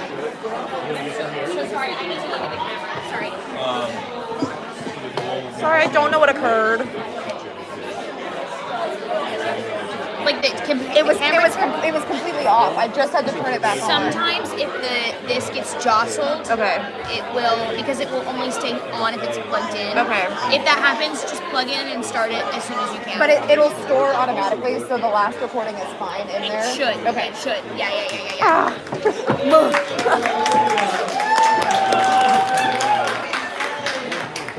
It's one piece. All right. Oh my god!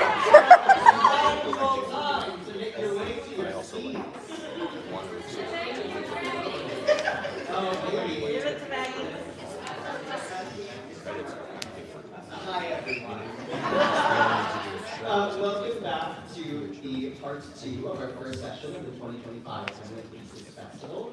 This section is titled Cultures and Subcultures of Performance. Our first speaker is Mocko with their thesis titled Performance Goes Punk, an exploration of countercultures and how they can be accurately used in performance.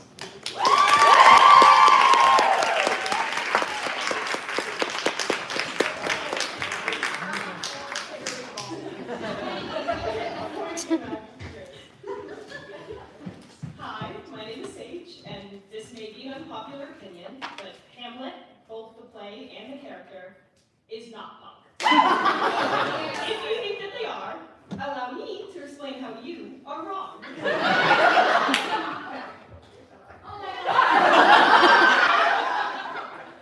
The play Hamlet by William Shakespeare is often placed into the punk aesthetic without doing any work to honor the actual beliefs of punk. In fact, mainstream theaters in general tend to make use of the aesthetic without doing the work.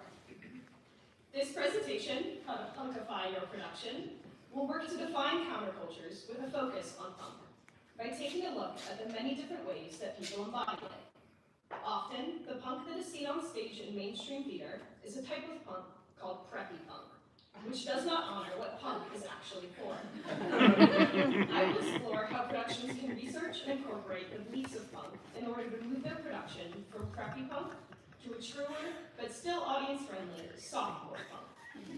This shift will help to destigmatize countercultures and contribute to the ways that they work.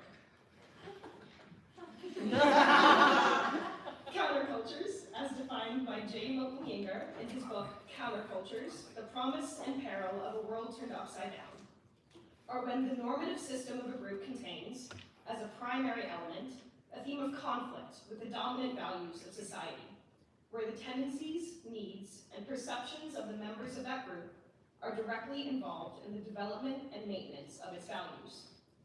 When thinking about punk as a counterculture, the mainstream culture is conforming to the systems established by authority, usually the government. Those who identify as punk place themselves in opposition to authority by rejecting these systems. The term counterculture is largely used when discussing these groups in academic writing.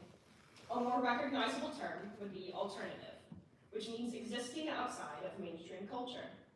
Today, I will be focusing on punk as a counterculture specifically, because punk is a well-known, yet often misinterpreted culture. Punk is about resistance to mainstream authority and the norm. A community is formed out of a feeling of otherness, where people come together to celebrate what may be the most important element of punk, radical self-expression. Mark Sinker describes this radical self-expression by saying, "Nothing is more unpunky than the belief in guarantees, than the ceding of moral autonomy. Punk's freedoms are absolute, if only in this sense. No one else's rules apply to you." Punk does not manifest in one way. In her article, Real Punks and Pretenders, Catherine Fox lays out 4 different categories of punks. The first is the hardcore punk, who dedicates their entire life to the community. They fight on the side of the people when it comes to social justice issues, and use punk's radical self-expression to do so. The hardcore punk escapes mainstream society as far as they can, by refusing to get a job and being homeless by choice. Hardcore punks are, in terms of style, visibly punk all of the time. Like the 2 punks you see here, they take effort to style their hair in distinctly punk ways. Their outfits are bold and feature layers of many different materials. Next is the softcore punk. A softcore punk is dedicated to the community, though not to the degree that hardcore punks are. They do not fully remove themselves from mainstream society and will often use their resources to aid hardcore punks. Visibly, they are nearly identical to hardcore punks, though they may not make the more intense, permanent changes. The softcore punk that you see here has the gold layered outfit, but little effort has been put into styling her hair in a noticeably punk way. Then there is the preppy punk. The preppy punk uses the punk aesthetic as a costume, and will pretend as though they are committed to the community, if only for a night. Any visible punk style that they have is easily taken off or concealed, so that they can conform to mainstream society. Lastly, there are the spectators. The spectators do exactly what the name suggests. They are interested in observing the punk scene, but make no effort to participate or style themselves in that way. Preppy punk is the type of punk that mainstream theaters tend towards most often. The punk aesthetic is used as just that, a style choice with little research into punk's anti-authoritarian beliefs. This gives the audience, who are the spectators, a misguided view of what punk is. When setting a show within any counterculture, the term punk is often applied universally to all countercultures. While many countercultures share similar beliefs, they differ when it comes to methodology and style. There are even differences within the same counterculture, based geographically on where parts of the scene are located. To use a term like punk as universal, without doing the proper research, helps to perpetuate stereotypes against countercultures as a whole. Now that you have all of this wonderful knowledge about punk, I can explain how MLitt is definitely not punk. Punk is about rejecting mainstream society and its rules, so that everyone is able to be who they are. MLitt rebels against his uncle for selfish reasons, with little effort to take down unjust systems, his priority being the revenge that he feels is necessary. He forces his rules onto other characters and takes away their moral autonomy. Very unpunky behavior, according to Sinker's definition of punk. Little of the play's plot focuses on changing mainstream society. When comparing the play to the values and beliefs of punk, it just does not qualify. Despite this, MLitt is one of the Shakespeare plays that contemporary theaters set an alternative and punk aesthetics most often. During the summer of 2025, the Royal Shakespeare Company, referred to as the RSC from here on, put up a production of MLitt that was titled Hamlet, Hail to the Thief. Given its association with and use of the Radiohead album Hail to the Thief, it was marketed and seen as an alternative version of Hamlet. I was not able to see this production, but in hearing about it, it was referred to many times as the punk Hamlet. The RSC does not specifically label Hamlet Hail to the Thief as a punk production. This label is applied to it by others. Many other terms were used in describing it, with reviewers saying things like rock, emo, and alternative. These are all countercultures with varying aesthetics and beliefs. Emo, for example, asks for personal reflection on emotions instead of speaking out on political issues. While it falls under the same counterculture umbrella as punk, emo works to achieve different values. Countercultures cannot be applied interchangeably, since they do not mean the same things. Already, there's a struggle with the specificity that dealing with countercultures requires.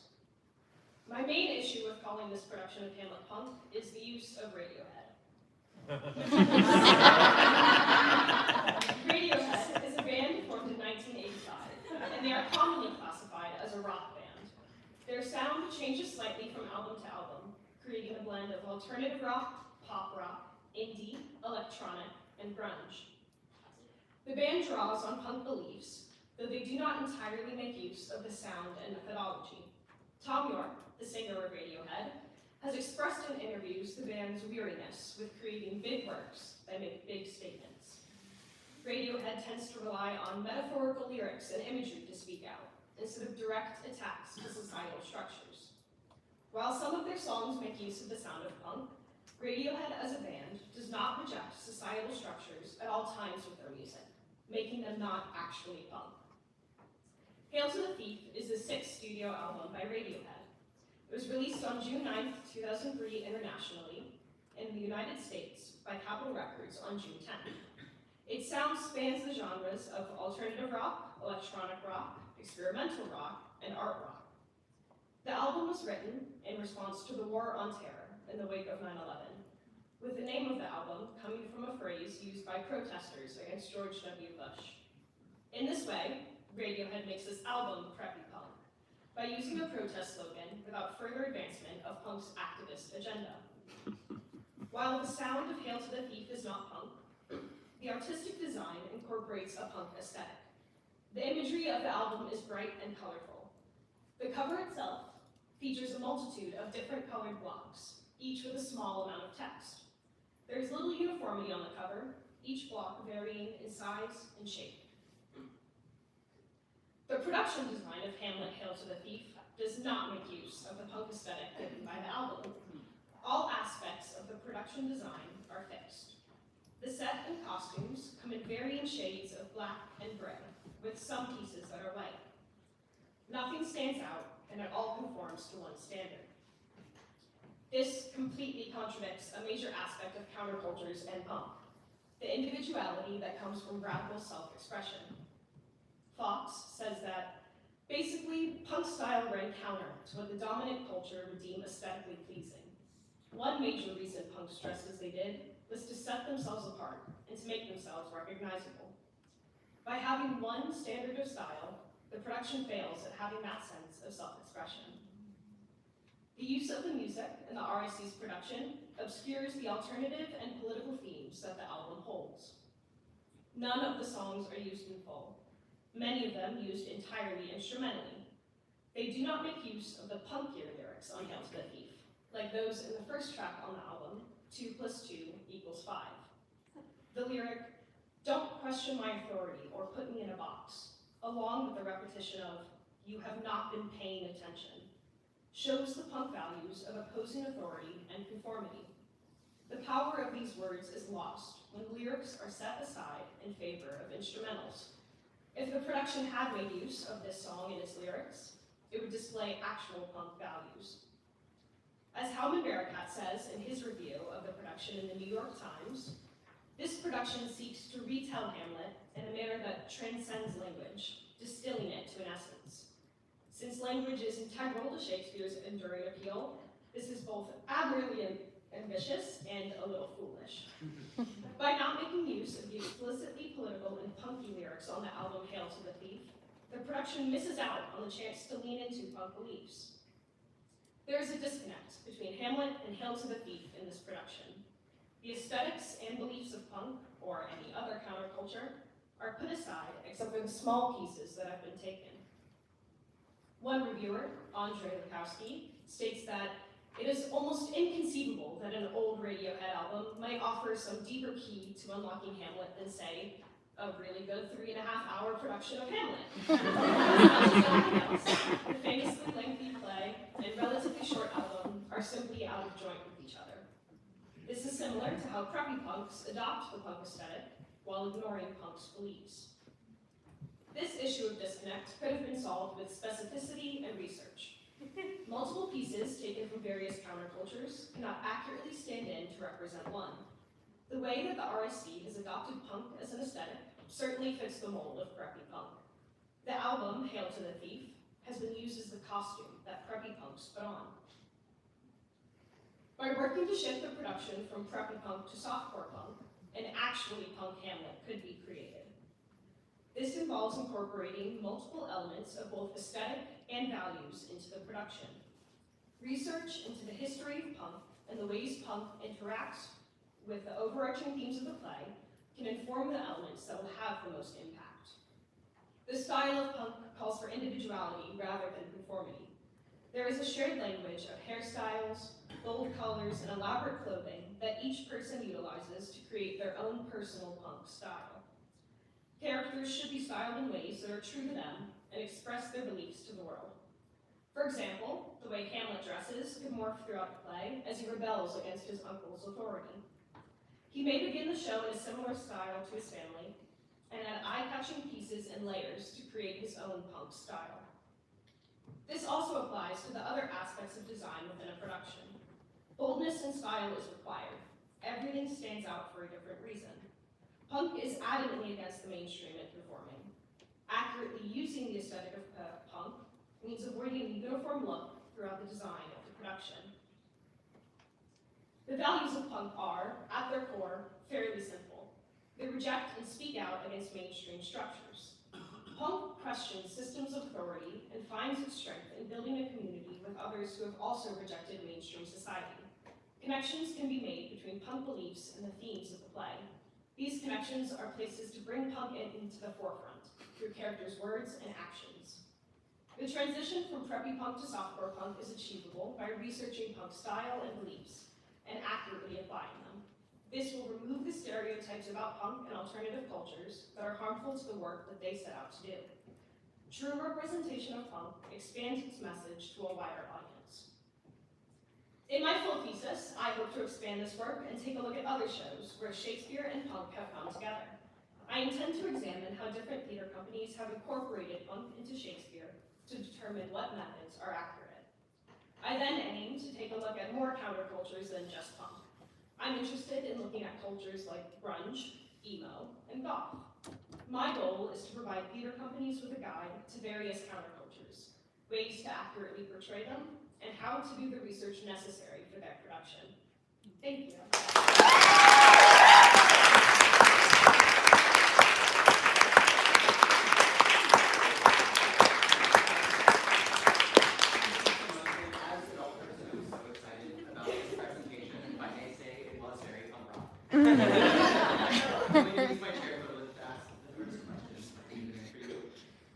How do you yourself define yourself within the multiple subgenres and categories of culture? See, and this might be very punk of me. I refuse to categorize. I definitely do align myself with punk heavily. It's a lot of what I was raised on, the music my parents made me listen to, and I kind of snowballed into it from there. But I've also explored along the way a lot of emo and goth, and recently I've been incorporating a little grunge in there. Just a little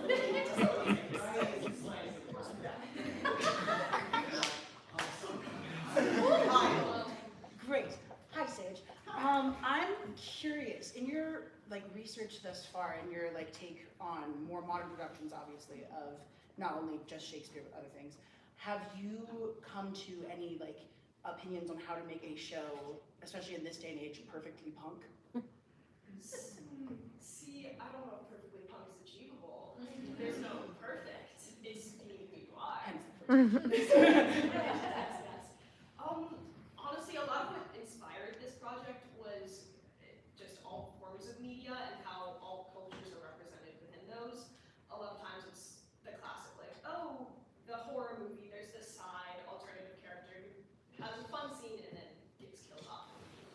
And I wanted to explore, especially in theater, how do we show that these people have actual beliefs, they're not just the stereotypes that we put upon them, and how can those be shown and given to an audience?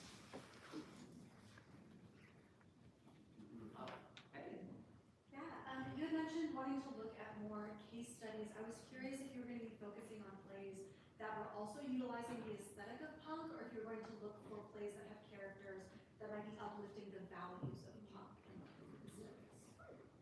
Honestly, I'd love to look at both. Who knows how much rating I'll get out of how the thesis shapes out. But I mean, I have looked at the aesthetic obviously with this, and how it's shown and given to audiences is a big part of what I am interested in. But characters who show punk values themselves also have an importance for giving to an audience that same message. So I'd love to explore both. So earlier in your thesis, you talked a little, or in your presentation, you talked a little bit how people will utilize the punk aesthetic when the plays themselves and the plots don't uphold the values. Have you, either through your research or your personal experience, found a Shakespearean play that you consider punk on its own? See, I've been trying to figure out the answer to this question.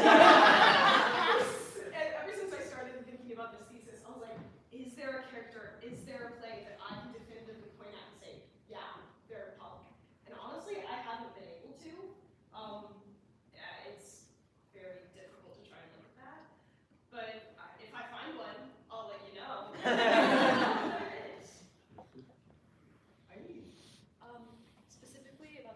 countercultures, you mentioned goth, grunge, punk.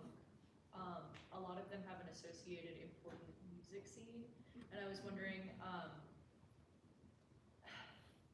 in a way that Hamlet Hail to the Thief did not, if there is a way that you're thinking that that music scene can be incorporated to the Shakespeare. Does that make sense? Yeah, that does make sense. I definitely think it could. There's this one really good article I read by Holly Cruz about alternative music scenes that has informed a little bit of what I've been doing. And I definitely think it involves making use of the lyrics and honoring the way the music actually is instead of completely changing it to fit the production. Got time for one more question. Laura.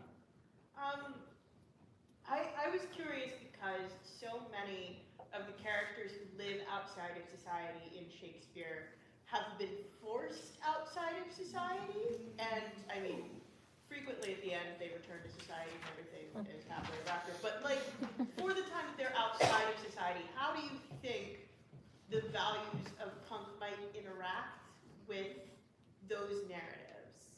Yeah, I think with punk and countercultures, there's that sort of sense of otherness within mainstream society where they want to look at the world differently and express themselves differently, and so they are shoved out because of that.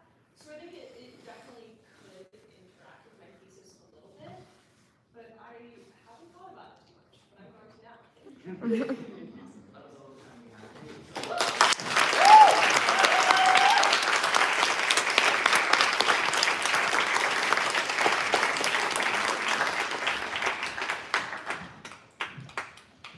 Hello everyone, I am delighted to introduce our next speaker, Flory, and their paper, Drunk Shakespeare, Alcohol in Contemporary Shakespearean Theater Culture.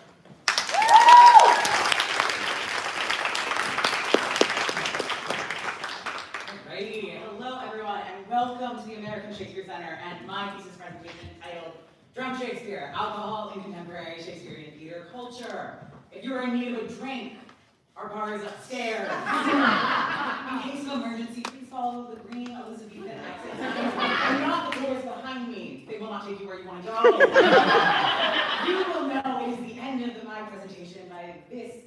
That is not the slide. Oh boy. That's cool. At which time, you can go to the bar upstairs, go to the bathroom, stretch your legs. The bar. Any snacks or drinks you purchase can be consumed inside the theater and get you through the last presentation of the night. And now, Drunk Shakespeare. I see a lot of theater.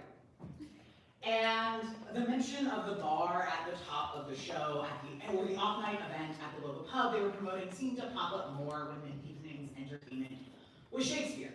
When it came time to work on my thesis, I was intrigued by this phenomenon and wanted to try to figure out why that was happening and create an alternative path for the Shakespeare industry to be a little less soaked in alcohol, because not everyone wants to be around alcohol as much as it felt like I had to be in this field.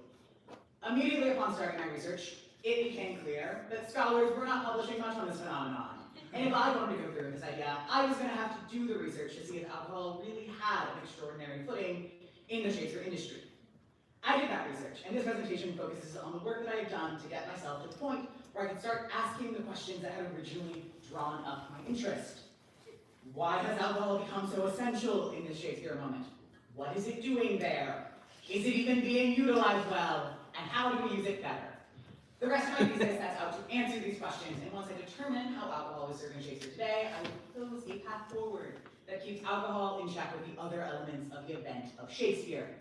This presentation introduces the data collection that started my thesis work, and the taxonomy I created to show how alcohol is present in Shakespeare theaters in the US and Canada. It's the right slide now. I've drawn 3 major trends of how alcohol is being utilized, which serve as the base for the categories I created. Shakespeare is being performed in spaces built for alcohol: bars, pubs, vineyards, wineries, cideries, mead halls. You get the idea. Shakespeare is being performed and alcohol is being consumed by the performers before or during the performance with the full knowledge of the production team. And alcohol-oriented events in association with Shakespeare theaters that are not performances of Shakespeare. Beer and wine tastings, trivia, karaoke at bars. These trends I have organized into categories to better explain the presence of alcohol in Shakespeare companies and enable me to put hard numbers on how these trends are spread across the industry. Today, I am going to explain these categories and the prevalence of each of them in the United States and Canada. Before we start in the categories, what is a Shakespeare theater? For my thesis, I define Shakespeare theater as a current professional theater company that markets itself as a Shakespeare theater. Current, meaning that there has been a show in the last year or there are plans to be one in the next year. Professional, meaning that someone is getting paid. Directors, designers, actors, stage managers, doesn't matter, someone's going home with cash in their pocket. It's professional in my heart and in my thesis. Theater company, meaning this is not a one-off production that markets itself to Shakespeare theater, meaning they place a focus on Shakespeare, or classical drama that includes Shakespeare, or the early modern period as a whole, or the early modern period except Shakespeare. So, it's a current professional theater company that markets itself as a Shakespeare theater. Great! It's a Shakespeare company in my thesis. What was the next step?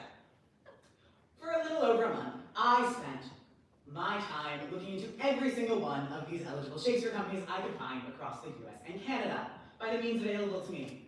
The internet. There were 166 theaters that I have looked at in this research process. And I looked at each of their websites and a social media account per company, with Instagram being the preferred platform. The things I were looking for were how their season functions in both the calendar year and how that affects the audience experience of their company. For example, shows in rep, where it is, both on a map, and if it's indoors or outdoors or in a public space. How their ticketing works, if tickets cost money, if they could be reserved in advance, what type of programming they were doing outside of performances, and every scrap of information publicly available about alcohol anywhere, which included events at bars, drink menus, language about alcohol and marketing, specialty cocktails, locations of events, collaborations with local breweries. At minimum, I was looking through their website extensively and going back at least 8 months on their social media accounts. Through this research, I noticed the 3 trends I mentioned earlier and started to sort each of these companies into categories. I created 7 categories to explain how each company was utilizing alcohol in their programming, where each company was only being placed in one category to keep the companies utilizing alcohol in multiple ways to be kept distinct from those using alcohol in one way. This QR code will lead you to a map. No one moved. That was awesome. You can get on your phone and scan this QR code, which will lead you to a map where each category is a layer of the map to give you an idea of how many there are and how they are spread across the region. There are 166 theaters split across 57 states and provinces, leading to a pretty extensive data set, which is mapped here. People are still scanning, so I'm going to stand here. Scan. Alrighty, and if you didn't get it now, I'm moving on. Shakespeare is being performed in spaces built for alcohol, and I know for a fact that the actors are not drinking before or during performances with the knowledge of the production team who knows what actors are doing, which I call Vineyard Shakespeare. Category 2, Shakespeare is being performed in spaces built for alcohol, and alcohol might be being consumed by the performers during the performance. It's hard to tell sometimes. Also known as pub Shakespeare. Category 3, Shakespeare is being performed and alcohol is being consumed by the performers before or during the performance, and it is in a traditional theatrical space rather than a bar or a pub. Or drunk Shakespeare.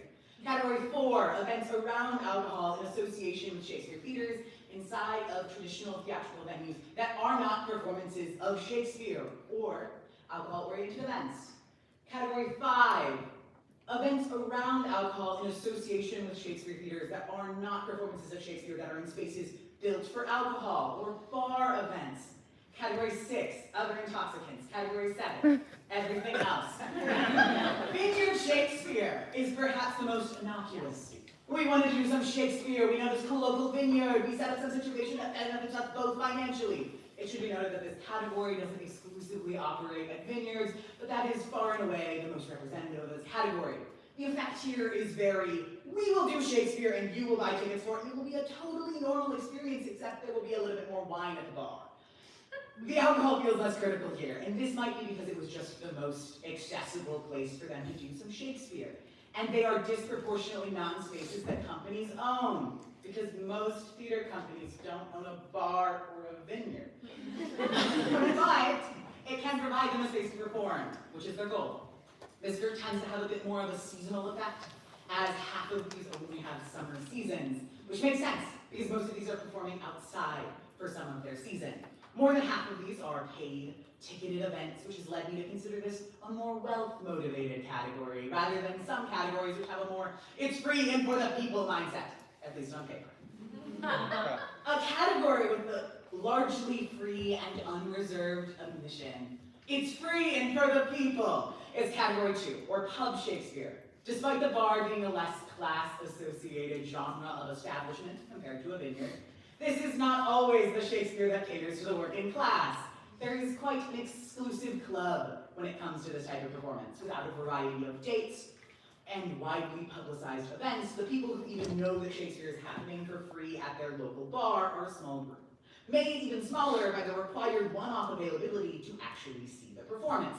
These are fun, rowdy nights at a local bar, almost exclusively on a Monday or a Tuesday night, with actors who may be drinking alongside you. These tend to be free and unticketed events that can be quite challenging to get into. I sent a friend a couple of months ago to try to get into one of these, and they couldn't get in despite showing up 30 minutes early.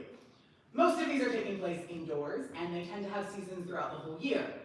Backroom Shakes is the ultimate example of this category, and are a cited founding father of many of the companies that have been popping up in cities across the country. This is the category with the most heart, and there is a real attempt at community engagement. Because it is in community spaces and there are usually audience on all sides, it seems to build a real sense of camaraderie and joy in these performances. Category 3, Drunk Shakespeare. Drunk Shakespeare has been best epitomized by the company, Drunk Shakespeare. Drunk Shakespeare is not the only company working in the Drunk Shakespeare model, but Drunk Shakespeare is the most commercially successful of this type, at least in the US. It currently has 5 sitting residencies in New York, DC, Chicago, Houston, and Phoenix. Drunk Shakespeare has a simple premise. 5 actors who are all a part of the Drunk Shakespeare Society come together every night. One of them takes at least 5 shots, and then they try to perform the Shakespeare show that is currently running. Almost this entire category takes this format. There are 2 companies that do Drunk Shakespeare events occasionally throughout their year, in addition to their standard programming, where everyone in the cast drinks, but they are the exceptions. This category is always ticketed, always indoors, and almost always in companies that run all year. They are largely quite capitalistic models, producing below-average theater for high prices or non-traditional Shakespeare audiences. Category 4, alcohol-oriented events inside of Shakespeare theaters, performance spaces. These are almost always a beer or wine tasting before a performance, and one of the only categories that has an even split between indoor and outdoor theaters, and therefore the location of these events. This is also the first category with a significant portion of companies that own their own theaters. This is a category that most overtly requires audience participation in the drinking. There's a real sense of elevating the theater experience in this category. Usually the event is the add-on to your night at the theater. It is another particularly fiscally minded subset, with this sort of category almost exclusively happening in theaters that charge for tickets. Category 5, events in bars or pubs that are in association with Shakespeare theaters. These events are typically ancillary to the programming as a whole, but they also seem to be the most community-focused. The theaters running this type of programming tend to be outdoor, ticketed, summer theaters, and those events are the ones that will get you talking with other people in your communities. Occasionally, these are being used as fundraisers for the theaters, which solidifies this outside of their usual programming feel to these events. This is a category that most mirrors the traditional uses of alcohol in society and culture throughout history. It's time for the elusive category 6. Shakespeare is being performed and intoxicants are being consumed by the performers before or during the performance. But the intoxicants are not alcohol, also called Stone Shakespeare. There are currently 2 companies that specialize in this Shakespeare While High variant, one in Denver and the other in Chicago. These companies are closely modeled after the Drunk Shakespeare model, with the only change being the drug of choice. If this doesn't feel like a real chunk of the Shakespeare companies in this country, it is 40% of them. Here's a quick flash of what that looks like. The work surrounding these categories has been to get me closer to figuring out the why behind alcohol's presence in Shakespeare right now. Looking at the trends of each category starts to get me closer to what they might be trying to achieve with alcohol, which gives me the opportunity to ask whether alcohol is really necessary to achieve the aims of these companies, and if it is possible to surpass their attempts with less or no alcohol. This taxonomy has helped me to narrow the scope of the research to come by highlighting the significant features of each of these categories, as well as the notable outliers. For example, Backroom Shakes sets out to create a more accessible Shakespeare and a Shakespeare that feels more approachable by getting rid of ticket costs and bringing the performance into a space that the audience is already acquainted with in their neighborhood. Drunk Shakespeare focuses on the lack of replicability in the event and utilizes the unpredictability of drunkenness as a tool to create an event that can only happen once. Location, eliminating financial barriers, and the liveness of an event are not only exclusive to alcohol as effects, which enables me to search for alternatives to alcohol. I hope to continue to find these pockets of purpose for alcohol in these spaces through the utilization of these categories, and I look forward to creating robust alternatives for Shakespeare companies to decenter alcohol from their programming while keeping their mission at the core.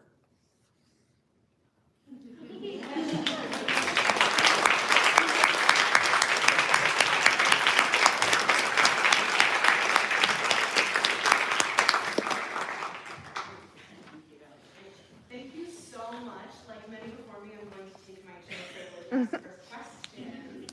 I'm curious about your thoughts on the historical connection between theatrical events and alcohol. Thinking about like Dionysus as the god of theater and alcohol and stuff like that, and how that intersects with this like research. Amazing. This is the first chapter of my thesis. Woohoo!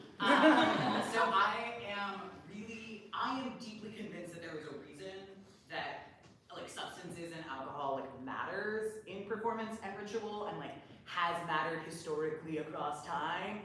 Do I think that that is successfully happening the way that we're using alcohol in Shakespeare right now? No, but like maybe it could be, and that would be awesome.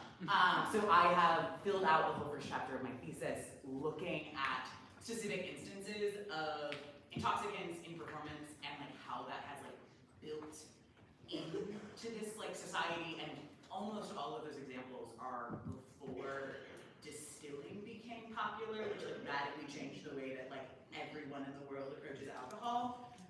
So I'm really interested in like the cultural focus of it, and also like there's so much like religious history that is looking at like how alcohol is used in religion and like the way that that functions, and like the purpose it serves is to like build community or to like take down barriers, and the way that that works has always been tied to ritual, and I don't think we're succeeding at that with the way that we're like trying to wrap alcohol up in Shakespeare, but like everyone drunk because it was 1600 and like things were crazy, everyone loved ale, so like yeah.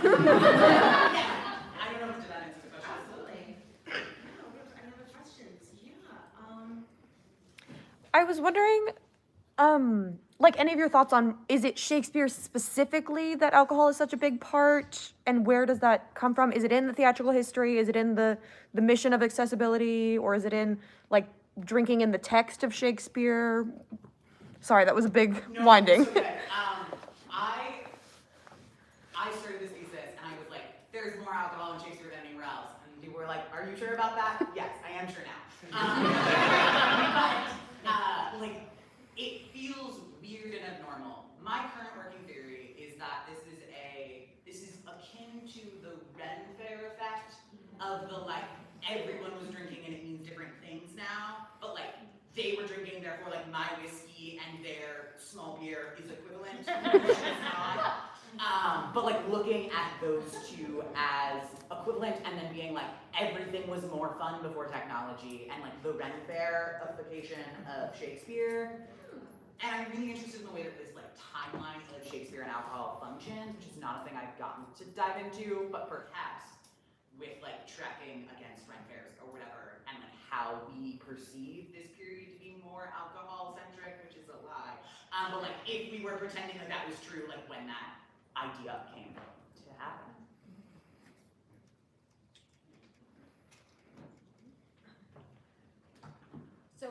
you were discussing a lot of Shakespeare companies work with vineyards or other bar settings, it kind of reminded me of the idea of the loss of third places. Did you see any of that in your research about how there seems to be this growing connection between alcohol spaces and Shakespeare companies as a way to stage productions? I am very convinced that that is the goal of Backroom Shakes. They have a book, I'm about to start reading it, on the Shakespeare call, as they call it. But I think that that is the goal of specifically the pub Shakespeare strand of the categories. I don't think that the vineyard Shakespeare category is trying to do that. I think they're like, this is convenient and gives us all money. And if people go see a 3-hour-long play, maybe they'll get through a whole bottle of wine and buy a second one at the end of the show. So I do think that there is a subset, and I think it is tied to local bars in cities, and I think particularly in Chicago, which is where Backroom Shakes was founded, like they are the most successful at doing it because they've been doing it for about 15 years at this point. And there's like, they also are not doing readings, which I think really help, because there are a lot of actors who will just like pop in for one night only to do a show, and they'll be like, we're doing King John, I'm doing King John next Monday in New York. And it's a ton of like very skilled actors who are just like picking that up and stepping right into a bar, and that feels like the event is bigger than like a ton of actors like taking their scripts to the bar and like doing a reading in a bar. That like doesn't feel like the same event, and I think that the goal of it is that community building in those specific cases. That's all the time we have, unfortunately. Thank you so much.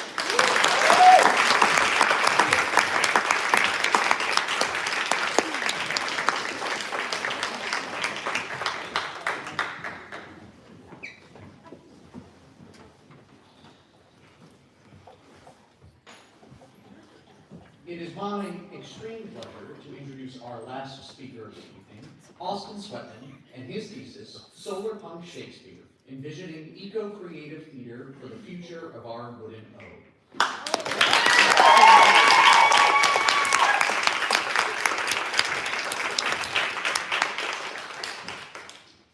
Not dropping.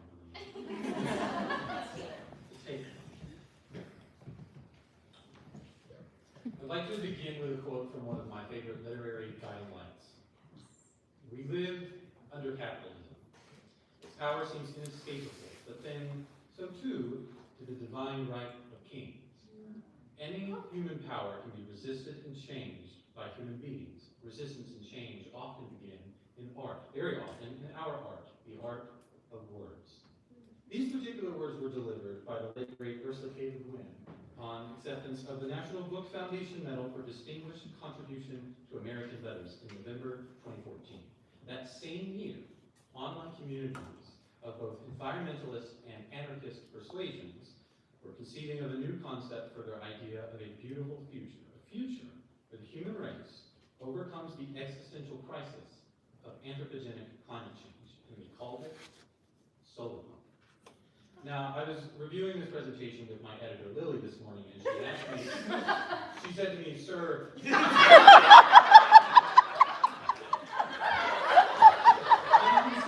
the commonalities, if they exist, between a modern science fiction and fantasy female luminary and a centuries dead male English playwright.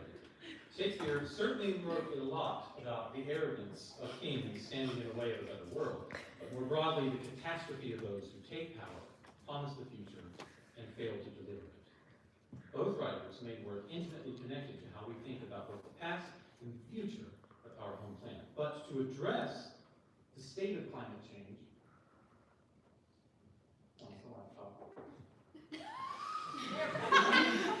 is to address the failures of our imagination. And one such term to explain this is capitalist realism, which philosopher Mark Fisher defines as, quote, what is left when beliefs have collapsed at the level of ritual or symbolic elaboration, and all that is left is the consumer spectator, trudging through the ruins and the relics.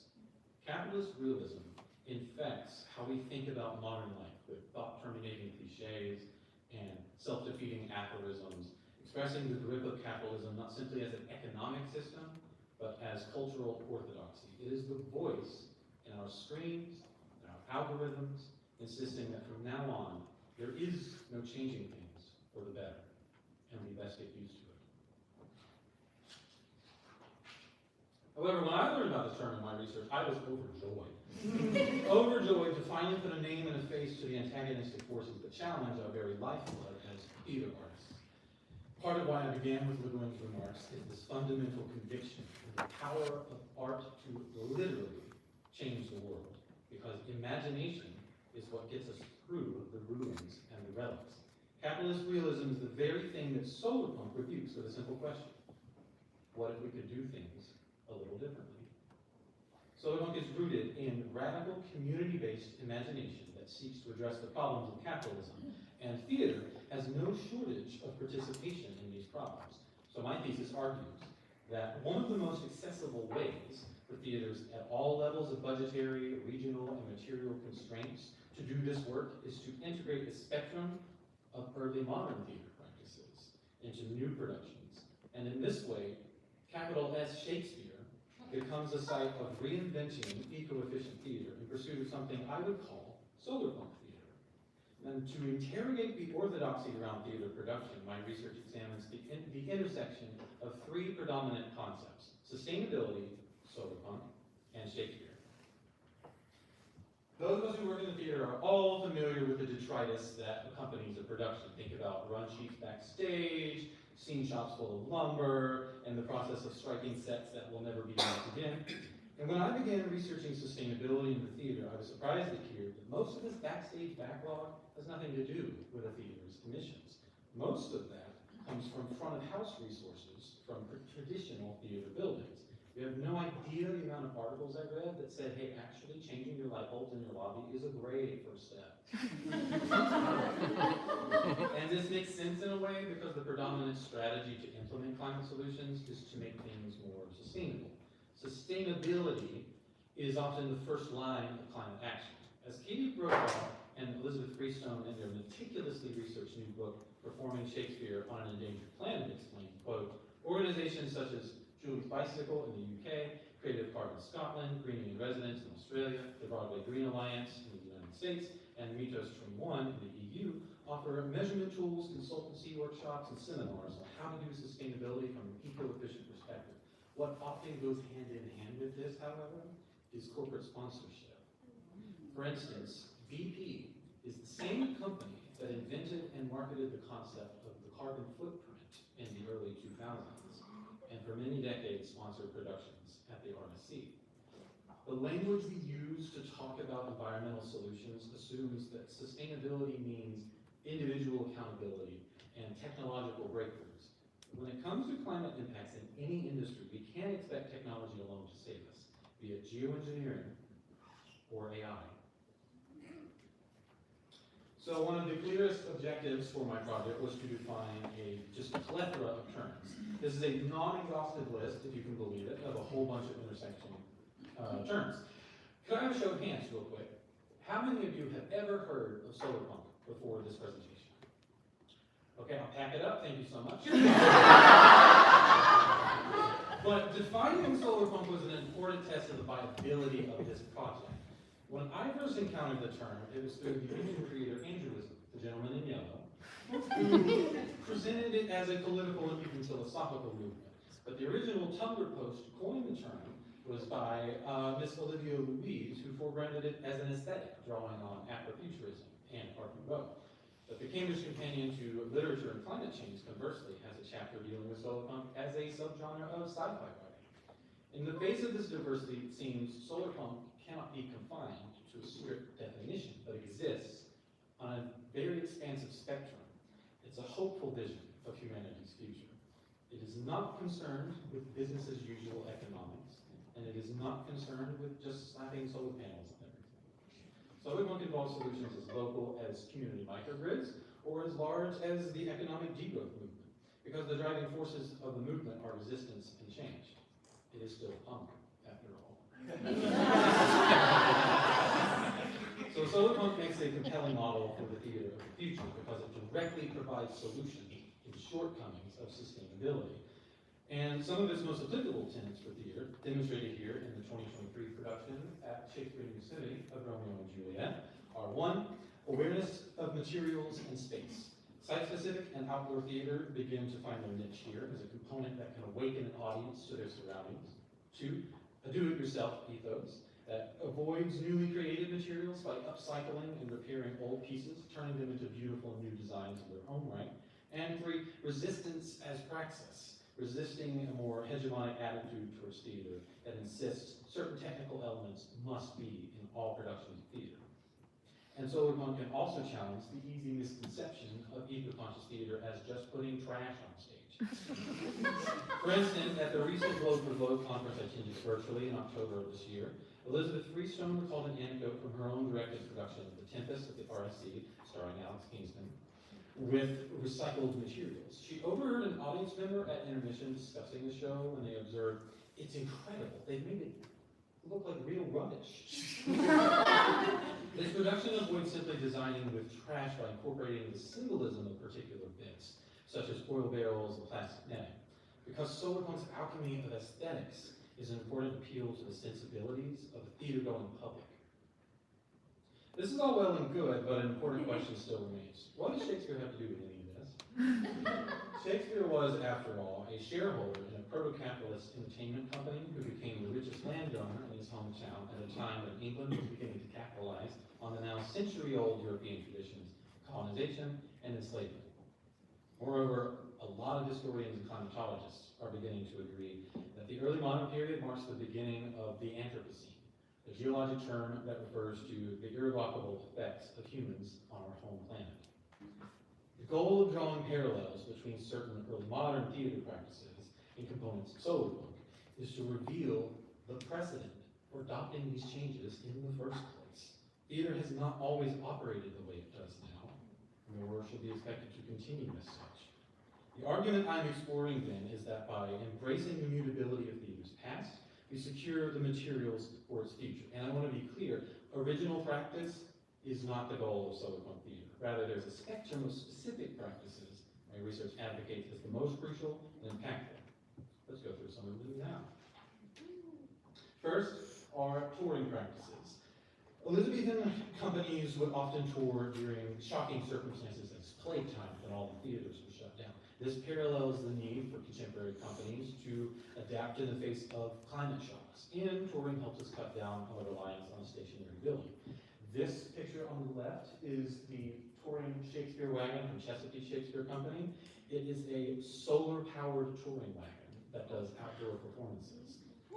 On the right, this is the Container Globe Theater out of Detroit, which is my example of the concept of locus and platea, serving eco-consciousness. This theater is constructed entirely out of shipping containers, drawing as much attention to the stage itself as to what's on it. Because locus and platea as the interplay between theatrical space and fictional space gives us this idea of, one, we can save on materials and costs, but it gets into the Brechtian idea of the alienation effect, into an awareness of nature and the environment. Not just as environment, but as perpetual ecosystem. Next, I want to talk about recycling bodies in the form of actors and costumes. Early modern troops of actors would often receive hand-me-down costumes from higher-class patrons, and the sense of keeping the hiring house of costumes on retainer is something that we're all familiar with, of course, in theater. But Solarpunk might avoid bespoke costumes created from scratch, creating something new out of old fabrics or drawing from an actor's closet, such as this summer's Minted Wings production of A Midsummer Night's Dream. And then there's the idea of materiality and retrofitting, exemplified by the Willow Globe, a venue in Wales that is not constructed so much as grown from plants. This avoids the idea of green development and shoots for more brown development. The Globe itself was a retrofitted theater.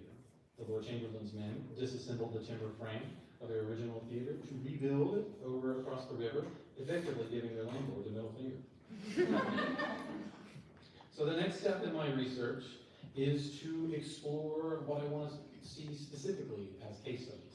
Part of what's gone into choosing case studies is the array of unique specific examples that just aren't substantial enough on that expansive spectrum that we talked about. They might do one thing very well, but nothing else.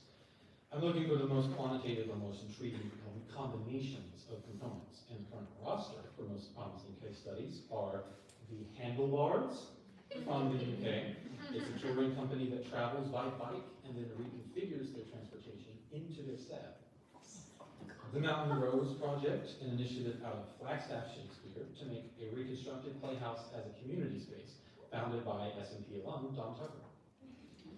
And then the Recycled Shakespeare Company, which is a company out of Maine making conscious steps towards reconfiguring local theater production on a more local, regional level. In light of this, I want to leave you with a final thought. Solar punk reminds me that imagination can be an act of defiance. This is the synthesis at the heart of solar punk, of art braided with technology, of social welfare woven with environmental justice, the lessons of the past intertwined with the promises of the future. To borrow a phrase from Paulina in The Winter's Tale, it is required that we will await our fate. Thank you.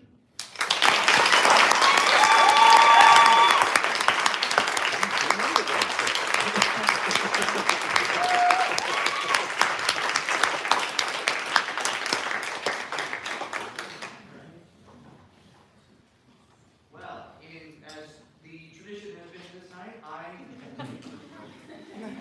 am someone who considers myself that I know when my cue is spoken, and you did mention site-specific work. I wanted to ask that you specifically mentioned it in the section on the awareness of materials in space and how it might be used to awaken the audience to their surroundings. Could you expand upon that, specifically how this may connect to your later point on activating the locus and platea as eco-conscious? Yeah, I really thought that site-specific was going to be a bigger part of this, to be honest. Like, because of the nature of like outdoor theater. But what it ended up doing was it was just one arrow in the quiver of solar punk, so to speak. And what it does in terms of like locus and platea is there's a big difference when performing outside or in a very specific site, such as the Shakespeare Yosemite venue, that it gets you more aware of the experience of what Madeleine calls lettering the play, as opposed to just seeing or hearing the play. So it's an idea of if it rains that night or that day for an outdoor performance, that's not hampering the experience, that's a part of the experience. And acknowledging the ecosystem and the natural resources around the play, taking sets and the other materials out of the way, helps see that more clearly. Well, thank you. And now I'll open it up to the floor to any other specific questions. I'll go to the back there. I saw Cole's hand pop up. Hey! So I heard you mention about how the stakeholding in the original company, in Shakespeare's original company, do you see that as, even though, as you said, it's a proto-capitalist thing, do you see that anywhere in practices that could be implemented today to bring theater more power back into the hands of theater makers? I think there's definitely an avenue for that. I think it would have to do more with, one of the things that I had to leave out of the presentation is some of the more anarchist roots of solar punk. And a lot of the emphasis on that is the community makes the decisions by consensus for itself. So when it comes to funding, it could be a matter of whoever handles that would be empowered to make those decisions. On the flip side of that, using that same idea of consensus is you could look at something like a Wren show where there's no director, and so there's less of a sense of hierarchy, and so the ensemble itself becomes the community. Thank you. All right, I see Nick right in the middle there. I know you mentioned the case studies of the different theater companies are something that you're going to look at rather than have done a lot of work on, but are you going to look at the plays in which they choose to do and see if those plays and the text of those plays either reinforce solar punk ideals or challenge them, or challenge solar punk ideals and are satirical in that way? Is that sort of textual choice going to be something that you look at with the companies? Unfortunately not. It's very funny actually. The one chapter in Procon Freestone's book that I skipped was an entire chapter on, it leaned more into eco-criticism because it's all about how to choose plays and productions that have more eco-conscious themes and with lecture production lift that up. So yeah, materials in the production process. I think we have time for one more question. So jump over here to Grayson. In this future of solar punk Shakespeare that you're envisioning, are you seeing like outside activism outside of the shows as a part of things, or is it more just best practices for a company itself? I think that it has to be both. I mean, there's a part of solar punk's appeal is the aesthetic power to get people invested, but punk as a subculture can get appropriated by capitalist interests very quickly. And I found the resources of a bunch of different theaters that are making strides that I had to go through and decide what's a possible case study. And there's multiple that were teaching audience members how to start community gardens or how to make little seed bombs so they can